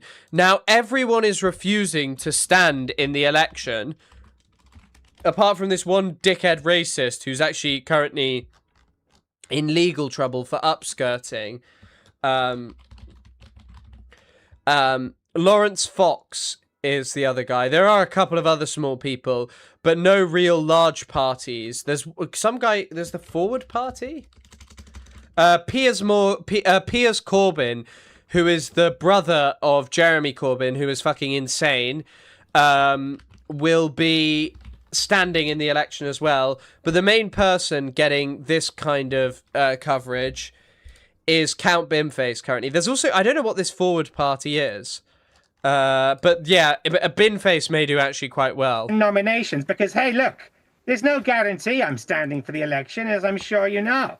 I'm game, but I have to get the signatures from 10 local inhabitants. Otherwise, this is a non-starter. And then, of course, I will tailor my manifesto. Upskirting is taking a photo up someone's dress. So basically, what Lawrence Fox did was he posted a photo of a British-like figure called I don't know what her name is. Narinder Kaur. He posted a photo of her where she'd been upskirted by the press when she was not wearing underwear, getting out of a taxi, and he posted it, and now he's at court because of it. To the local area, as always, but most of my national policies will remain: building at least one affordable house, nationalising Adele, bring back CFAX, and of course, moving the hand dryer in the gents' toilet in the Crown and Treaty pub Uxbridge to a more sensible position, because as you know, it's a national issue.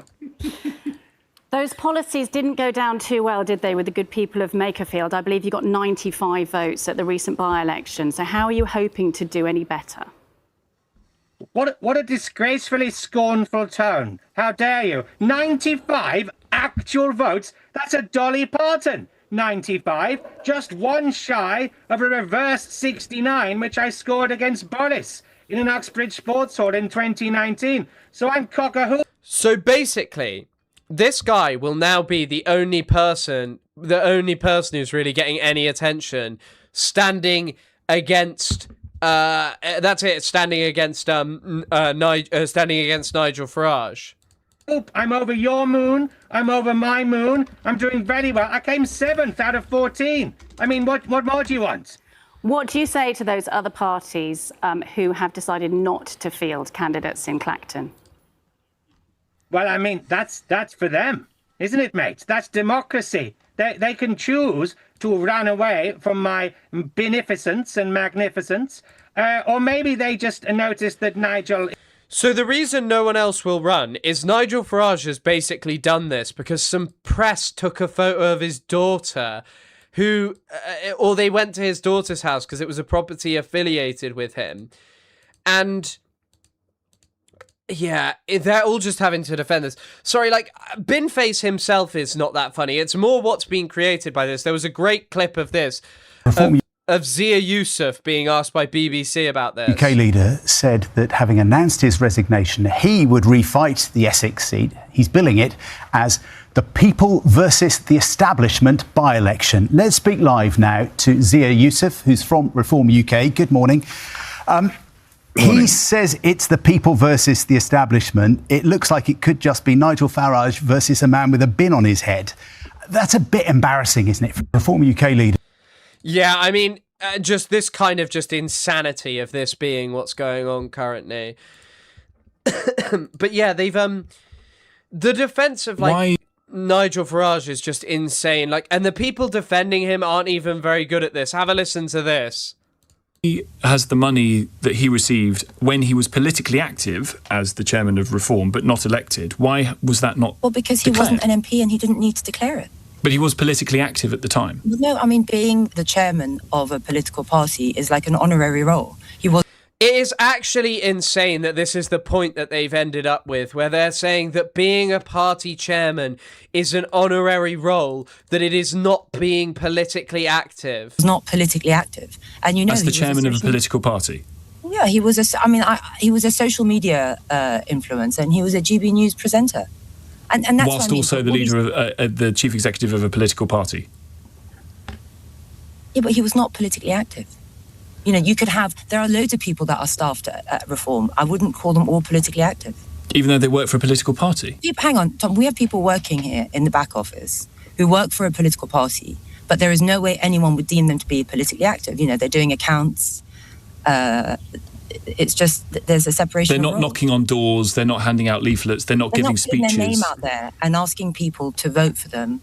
But Nigel Farage, as leader of that organisation before he was an MP, was doing that. He was asking all of those things. He was saying vote Reform. No, he was a social media influencer. He was a GB News supporter.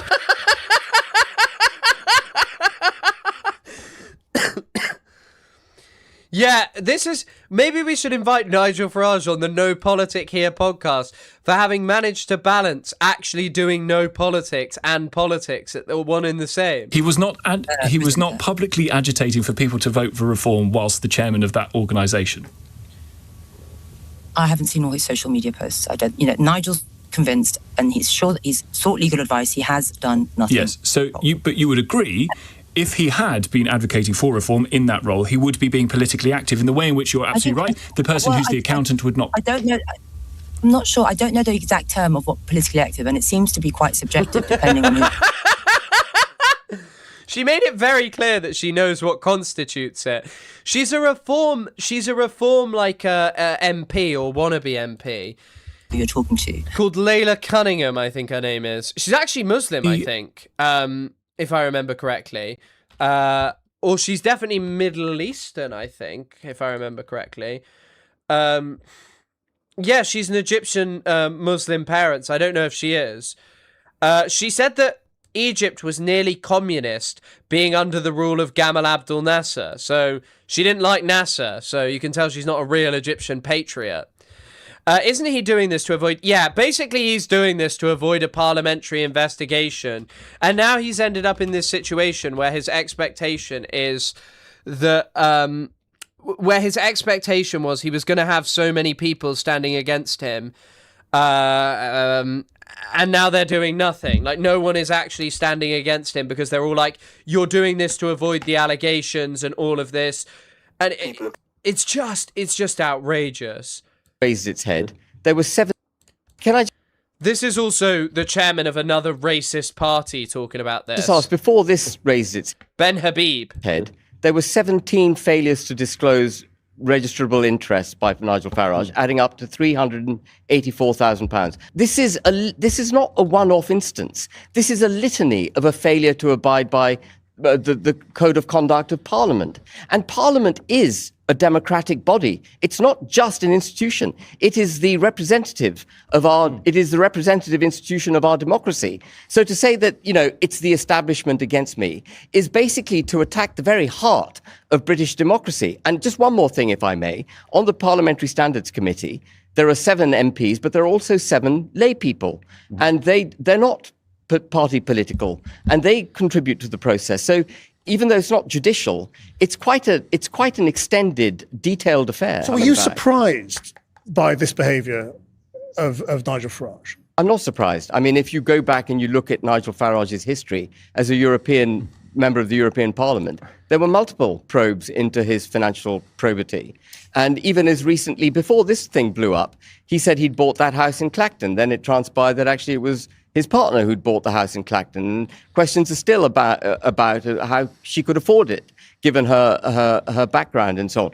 There's a lot of weirdness that's around the finance. It is actually amazing. This guy is just like, I don't know, like all of this with Farage is just dumbass insanity.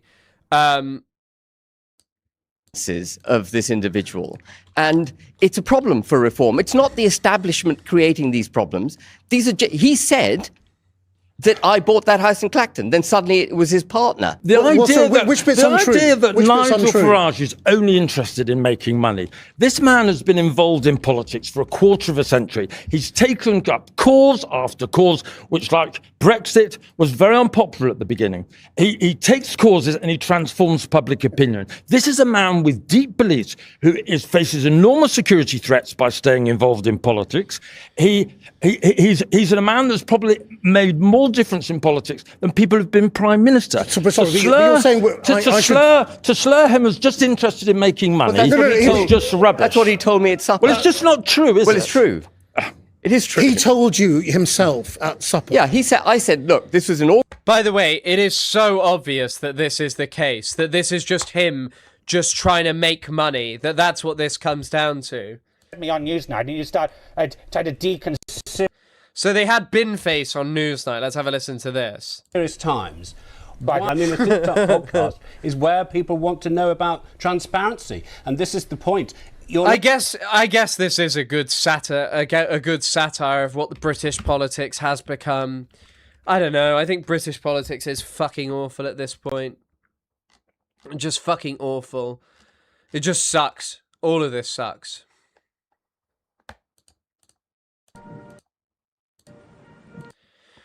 All right. Okay. That's probably... I'm sorry, I'm kind of flagging a bit. If anyone's interested, I could play a game of Dota or Deadlock or something for like, a little bit to keep the stream going a bit. But if you guys aren't too interested, that's totally fine. I can just sort of end it here. Deadlock's probably more interesting because I'll be able to talk more, but Dota I actually am better at, so it depends what you want to see. It's beyond parody. I know. British politics is dumb. I'll cover some more stuff when I'm next live, but not today. No live today. I'll also quite possibly end up maybe playing Sekiro. I'm down for Deadlock. Okay, cool. I'll play a quick game of Deadlock then. It seems like at least a few people are, if you kind of fancy it. Deadlock. Hold on.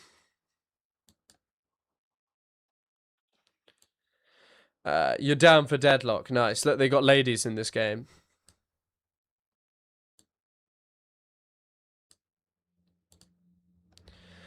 I'll watch if you're playing I Vote Dota. I mean, what do people want? Do they want this or Dota? I won't play Sekiro today, but that might be a future thing.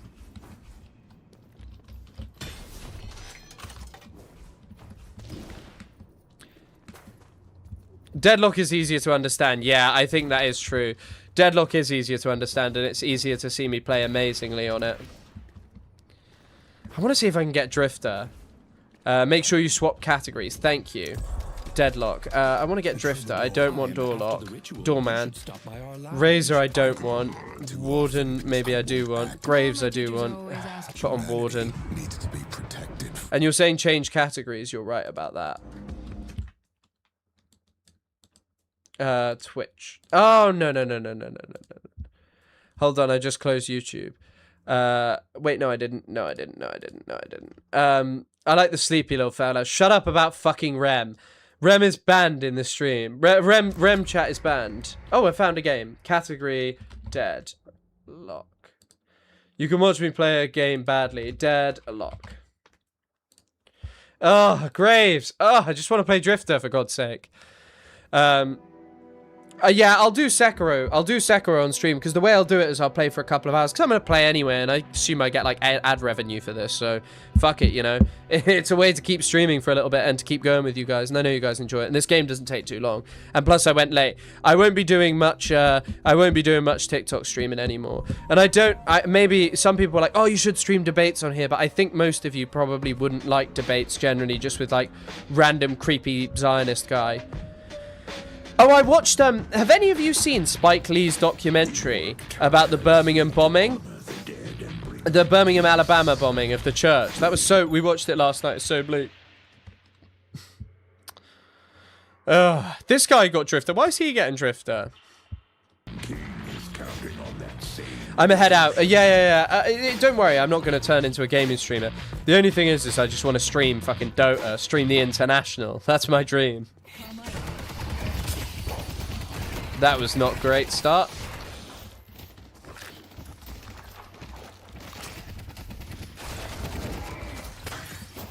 Oh, fuck, they're denying. Oh, holy shit, they're denying.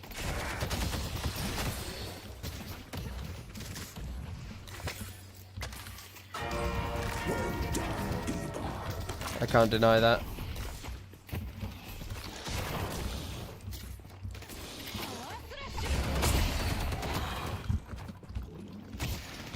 Fucking hell. These people are denying. Debates are okay, but I like a discussion with caveats today. Yeah, I guess but the thing is I don't know who I'd bring on to discuss with. Who are some guests that you might like to see who I'm actually going to be able to get on? Like, people to have on every now and again to keep the stream going for longer on, like, slow news days. Oh, that's rubbish. Oh.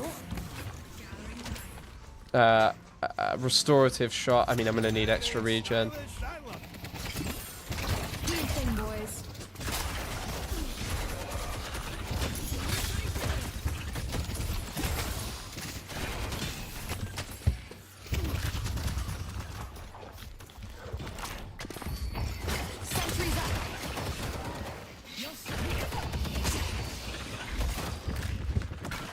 She can enjoy that.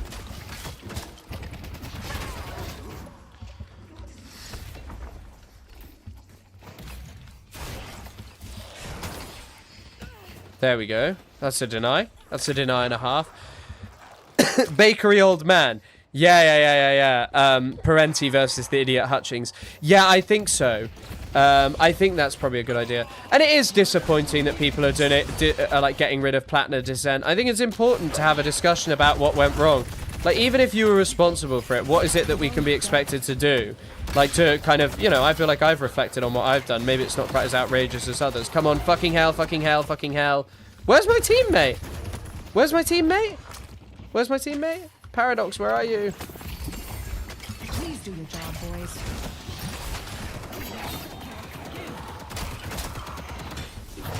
There we go. After a bad lane, I'm killing them.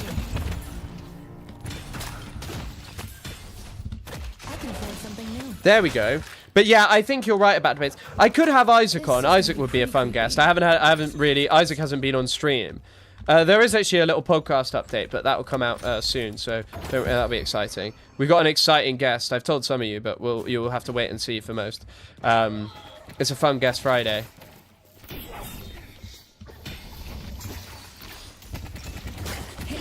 Oh, fuck, I fucked up. Oh, I didn't mean to cast that there. Oh, I did catch her. Do I want to upgrade an ability? I don't even know.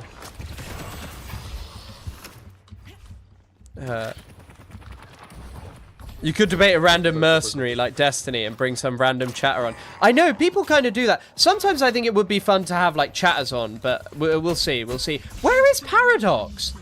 Paradox, have you quit the game? Or where have you gone?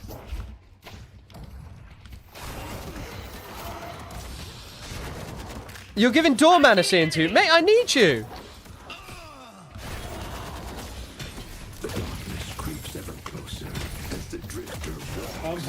rotating at 3 minutes, Brainiac, like. Is that actually a good play? I don't know how to play this No, game. it's not. Shite play. Maybe for like an esports player or something, I don't know. You're a fucking Some moron, mate. shit people's watching YouTube and think it's the golden standard. It's not actually going that bad. I'm just kind of sitting back. I don't know what ability to upgrade.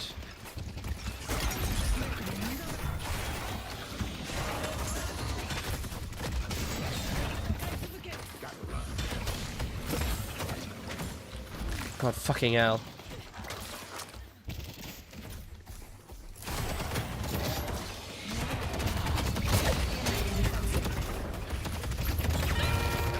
Ah, I fucked up.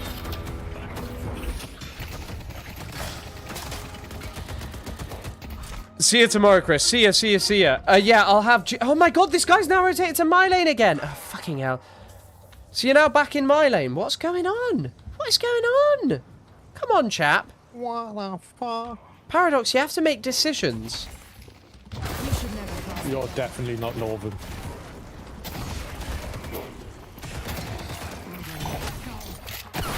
Wait, what? I am the Reaper's handmaiden. She's dead. Nice. Yeah, I guess I'm gonna have like a few people on. Yeah, you are. I'm definitely not Northern, no.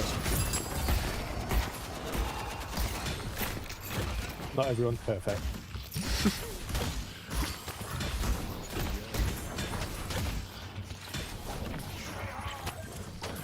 The inevitable waits for everyone. I'm actually playing alright. I got a couple of kills. This is better than the standard for me.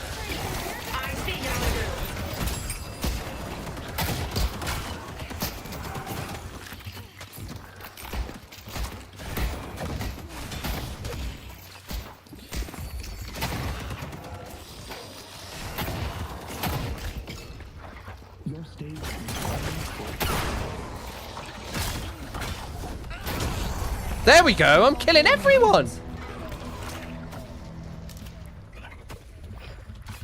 Where's Doorman?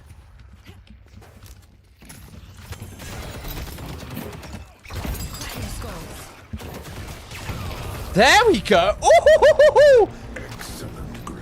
You could invite Rev and Reeve. I don't know if Rev and Reeve really does content or what he does at the moment.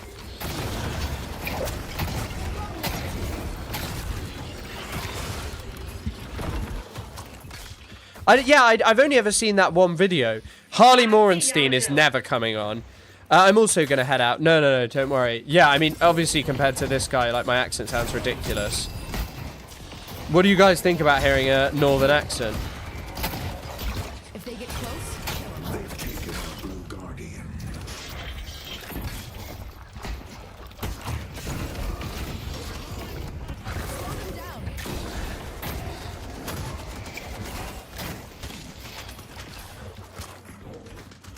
I'll go back, be back with my dear Paradox. I see Yamato. Our Blue Walker is under attack. It's nice that you're seeing. Oh my god, you've lost the tower. Oh dear. Well, there goes my good game. I'm not sure what I was meant to do there. I like Scottish accents. I like this guy's accent. It's nice. How many people? There's still 100 of you watching over on YouTube. There's still people on Twitch seem to like gaming a bit more. Maybe one thing I could do in the future is reserve gaming for Twitch. I heard that guy. I shouldn't have died there. That was dumb as fuck.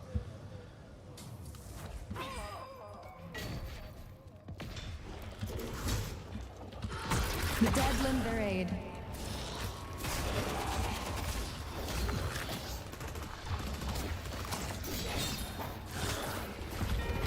They've taken our Yellow Guardian.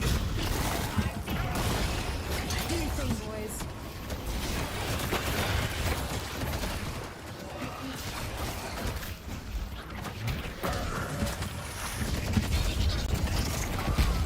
Oh, fuck.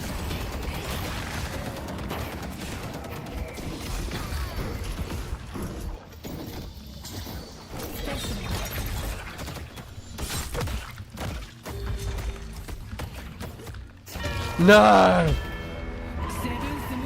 Fuck. My genius gameplay is done. You can set the category to deadlock for even more people. It should be... Oh, I didn't save it. That's why. Sorry. It's called deadlock. Yeah, it's a MOBA. Oh, has he just died? This guy's shit. I'm brilliant. This guy's shit. Paradox, I don't know if this is your first time ever playing a MOBA, but running around randomly to lanes is a horrendous idea.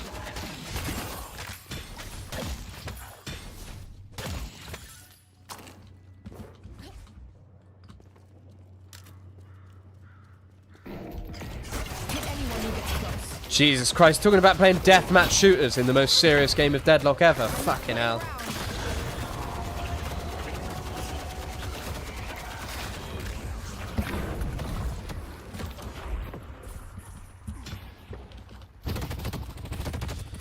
Oh, fuck. Drifter, can you come mid at all?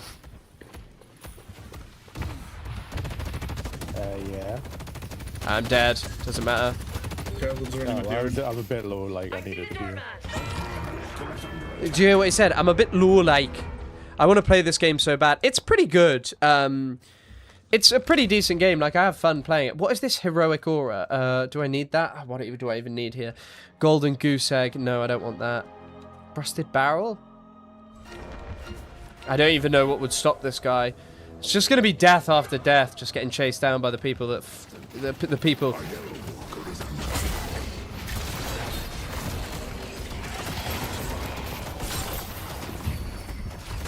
Is Drifter here? Nice.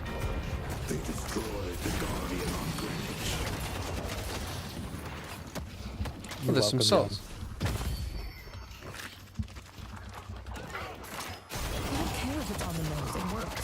I really wanted to play the hero he's playing, and now I'm playing this, which sucks. It doesn't suck, it's just not as fun. Greenwich is under attack. Oh, Greenwich is under attack now. Fucking hell. And Silver's turned into a wolf. Oh my gosh. It's troubling. It's troubling. The north is more industrial. Yeah, the north of this country is more industrial. It used to be, not so much anymore. It's generally just a bit less developed. And obviously we have the south here, which is the big thing. Death is coming. What? Wait, how does that not parry him?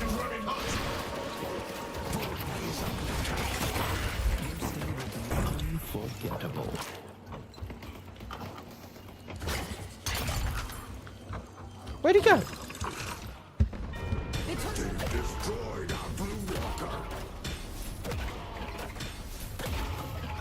I see Kelvin. How do you get access to it? So you get access through, like, invites from someone who's played it. Oh my god, they've taken our blue walker. Oh god. We're getting fucked, even though this Drifter's having a pretty good game. I don't know how whoever just got away. Fuck.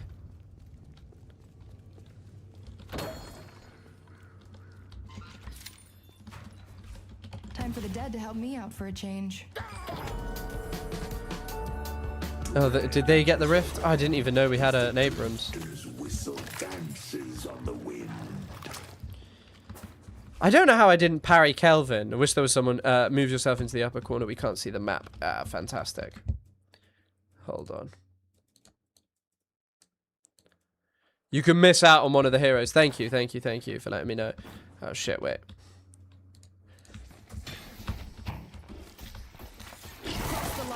Oh fuck, I'm bad with that. Yeah, I haven't played this game recently enough. I've just been playing Dota when I do. Our yellow walker is under attack.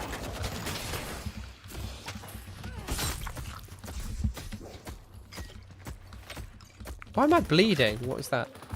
Oh shit. Oh, I got 5k souls. I'm gonna go to the shop. Please move. I'm sorry, I've moved the map. Now you can see me not playing very well and the map. Fuck. Only our Drifter's having a good game, which is the troublesome thing. So I can buy that, and then I'm just going to buy this. I'm going to buy an extra stamina. Fuck it.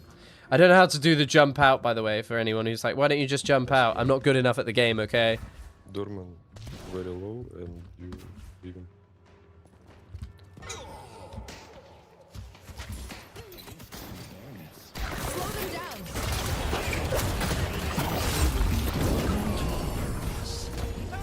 Oh, fuck.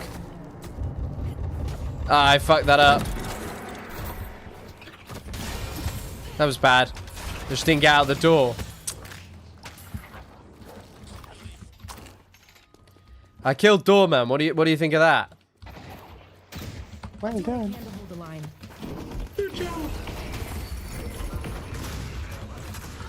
The dead demand justice. If you've ever played a MOBA before, you might like it. Matt Letizia could be a good stream guest, I guess. I mean, I'd happily have him on. He seems like someone who I'd really agree with and have a lot of nice stuff to chat about. If any of you aren't familiar who with Matt Letizia is, he's a really clever guy who actually created the notion, I believe, that the royals were lizards, or the queen was a lizard specifically. That is a crazy feature that it already reduces cooldown spells. That would never happen in Dota. Also, I'm gonna go see Toy Story 5 tomorrow, and no, I'm not playing Rivals. No, thank you. It's not something that's gonna happen. No. IT7. York is under attack. I'll be playing. I will not be playing Rivals. I don't wish to play Marvel characters. Oh, I can't even shoot these down. IT Kelvin.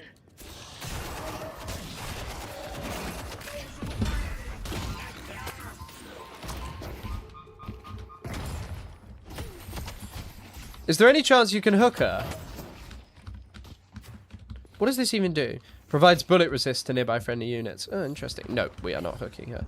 Careful, there's Silver here too. She's crap, but still, it's still another hero.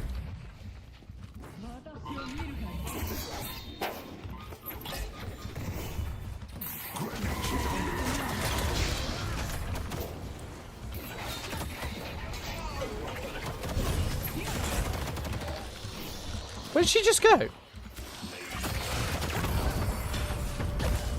There we go.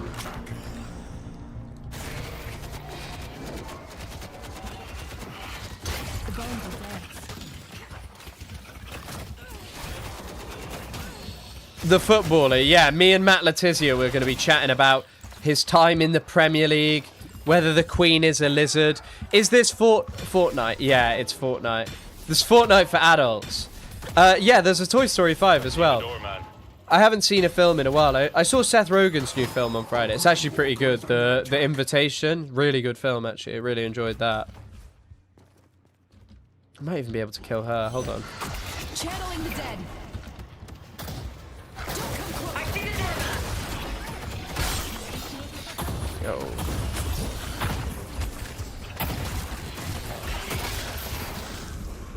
They're gonna try and kill that.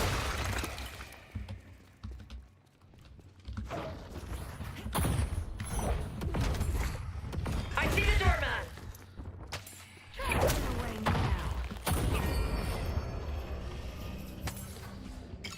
Animating status. I see it burning. You should see what I'm up to there. That's trickery of the highest order. Oh wait, I'm going the wrong way. Fuck.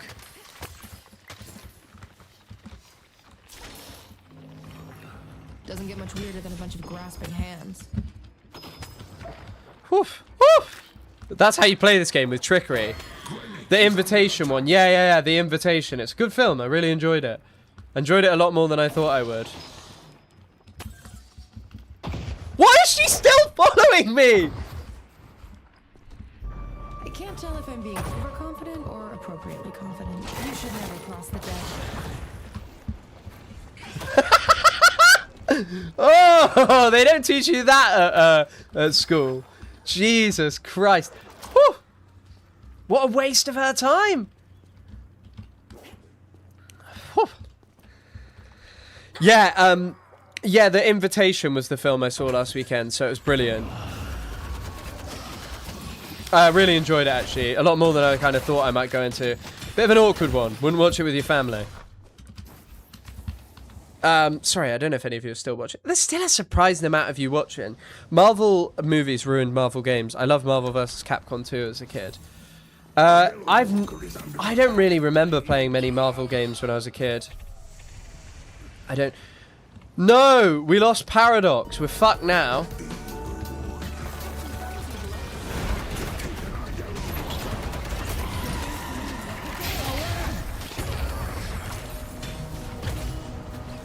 have what it takes to stop me. Actually, maybe we're not fucked. Maybe we'll still win this. I believe that we will win. Yeah,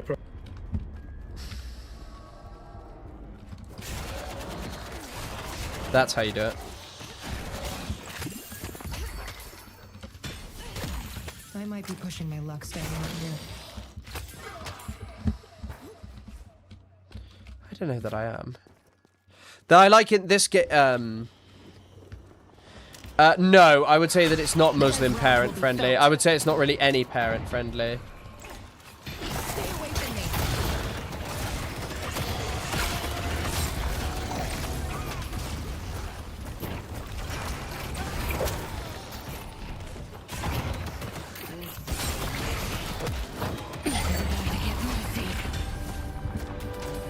I bet the kids at Blackmore are gonna talk a lot less shit now.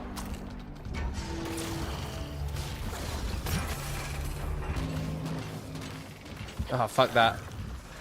I'm out of there. Wait, actually, maybe I'm not.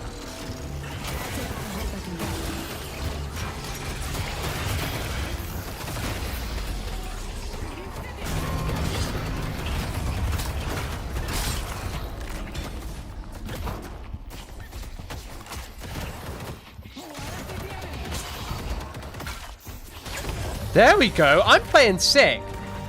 This is probably the best game of Deadlock I've played in ages, so it's great that I'm on live for it. Come on. They do not teach you this kind of gameplay at school. Come on.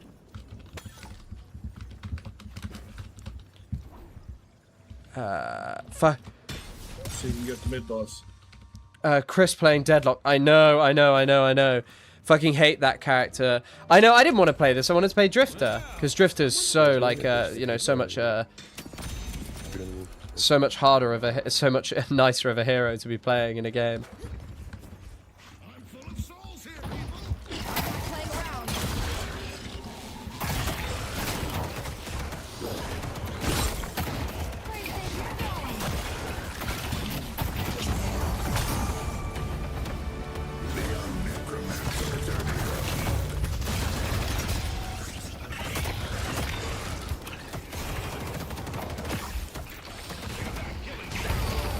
Fucking come on! I'm actually playing sick. This is the best gameplay you've ever seen. Is this Overwatch for goth kids? Yeah, I think it is Overwatch for good goth kids. I think that's a great description. Very apt. 3. One day I'll get a phylactery of my own, but this I wonder how many kills I've got. 12! I'm all alone in enemy territory. Haven't played this hero in ages as well.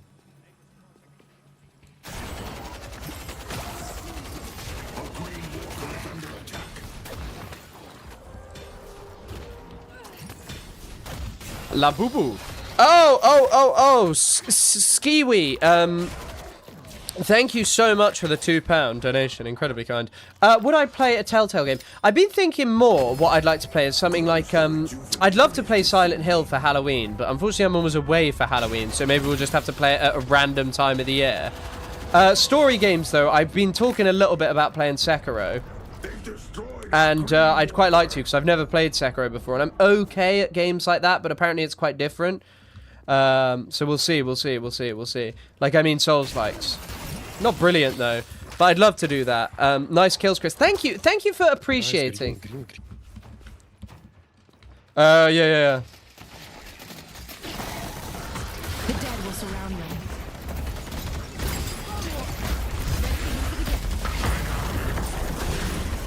Oh, fucking hell.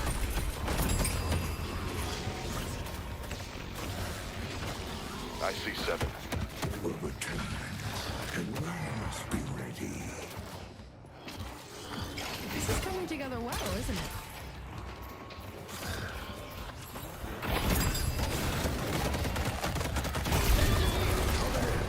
I knew I was dead there. Probably shouldn't have gone in. What? Looking for new guests.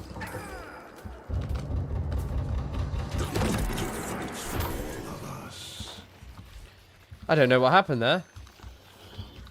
I do not know what caused that. Looks like she could be Ravens and Beast Boys. Well, who on earth is that? What does that mean? What do those words mean? I'll tell you what this character shows is heart from me. I'm doing really well. She's really hard to play. One of the toughest heroes ever.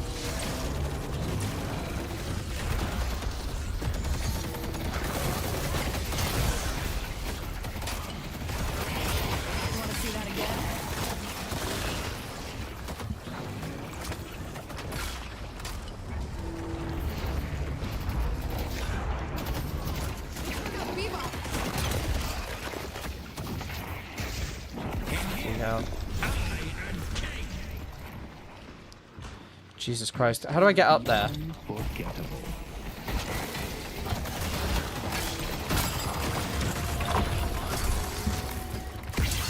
Animating defenses. Oh, 2 of them have abandoned. I might actually win a game of Deadlock on stream. Who saw this coming?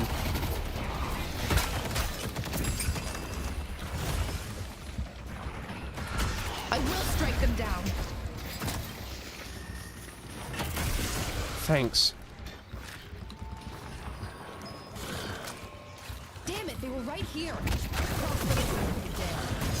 some friends who would love to say hi.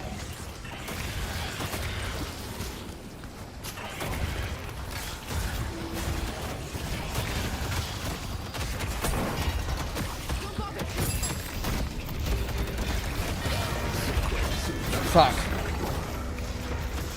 Shit. Oh, Drifter! That is a lot of fucking souls. Oh, fuck. What are they doing? Spirit. Restorative shot and knockdown. Surge of power. Ooh. Extra charge. Fuck yeah. I'm gonna stick that on that. And then... Wolf Among Us is also awesome. No, I'm Not Human would be fun too. Yeah, I guess Silent Hill would be cool. I'd also want to see Chris play the Wolf Among Us. I've never even heard of the Wolf of Things. What is this tuned into? A British bummer cast. I like the designs of the heroes on this game. Yeah, it looks a lot more impressive than Dota, I'll be honest. Part what? What'd you say? Different blue we need and take. Said. Fucking speak up, man. Harry.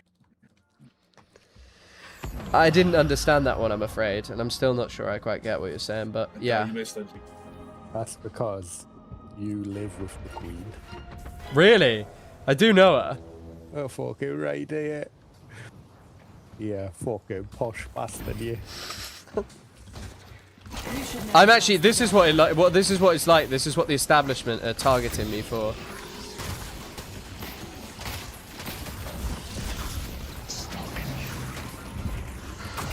Fear me.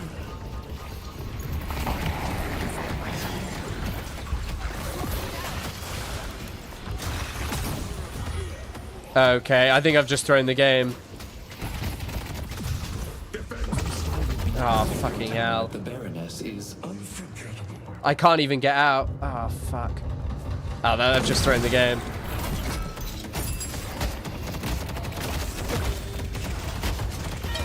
Oh, no. I've just thrown. Fuck. We might actually lose this now. Shit. I've lost to 4v5.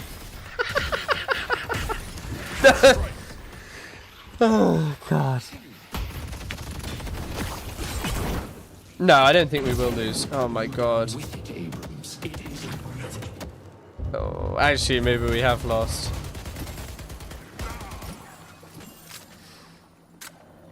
This guy's got no items on Venator. What?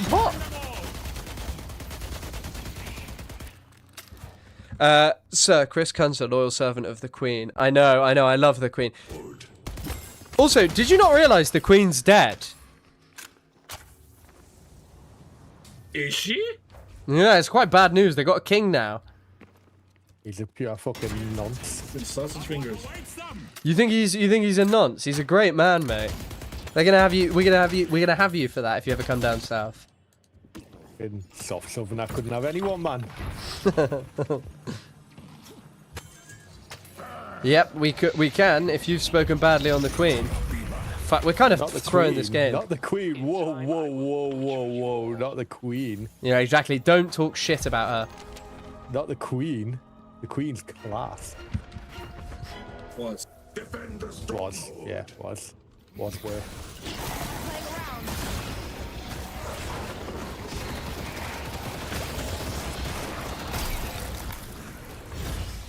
They will return, and we must be ready. They're doing fucking whatever he's called. Roche. Yeah, the equivalent of Roche. Like a cringe version of Roche. Roche. Roche. Roche. Wait, they're not doing Roche or mid-boss? I'll take all the help I can get.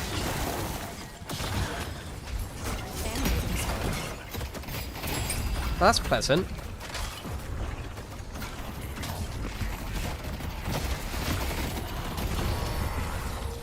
He won't be down for long. Right, he's dead. The dead wrath will be felt. Fucking hell. Jesus Christ. Yeah, the guy does look like Hassan, the guy with the little head and the big coat.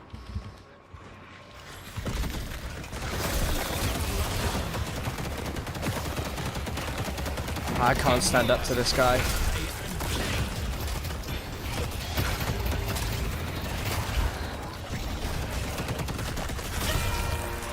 Fucking hell.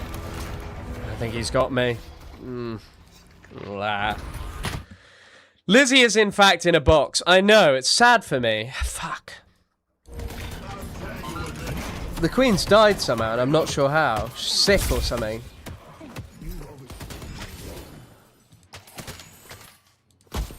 Wait, am I killing this guy? Am I gonna kill him? Oh, fucking hell, how are we just losing this to fucking doorman? Ah, how am I losing? Oh wait, it's a 5v5 again, but yeah, I don't know how we're losing. Fuck. I liked it when they put marmalade sandwiches out in a runner and had to be told to stop, as it would attract other vermin. That's how to properly pay your respect. What other vermin alongside the Queen? Calling the Queen vermin. Oh, come on, come on, come on, come on. Yes! You killed that nasty bastard. That nasty bastard. That's not on. He was a nasty bastard. Yeah, yeah, see, you agree. You agree when you're not being a dick.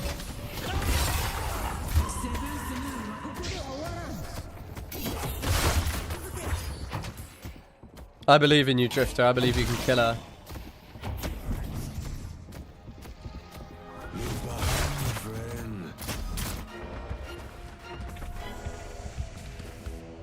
Fuck, I want to go to him, but I can't. Fucking Kelvin.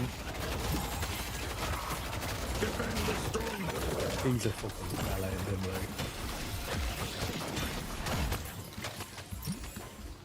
he? Yeah, I know. What's all that ice business about?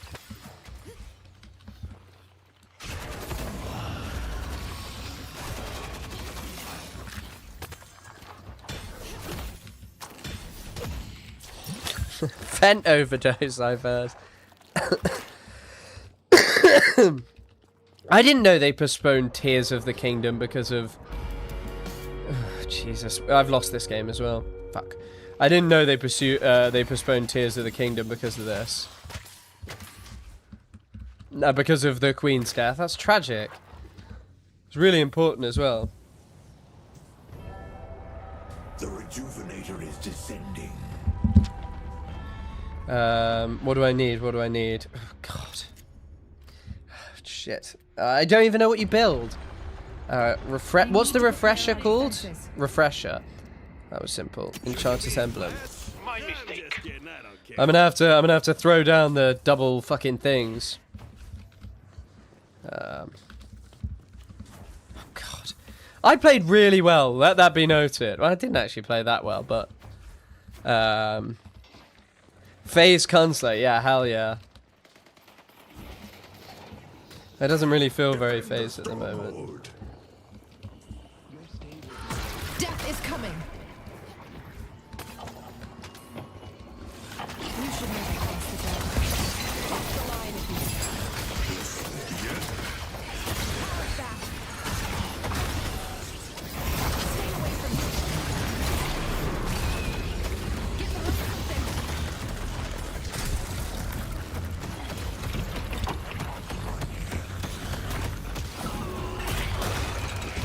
Wait, oh, he's not dead because they have refresher. Oh my god, how is he still in the air?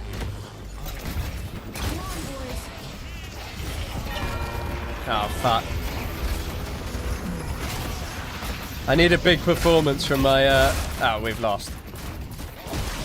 From my allies.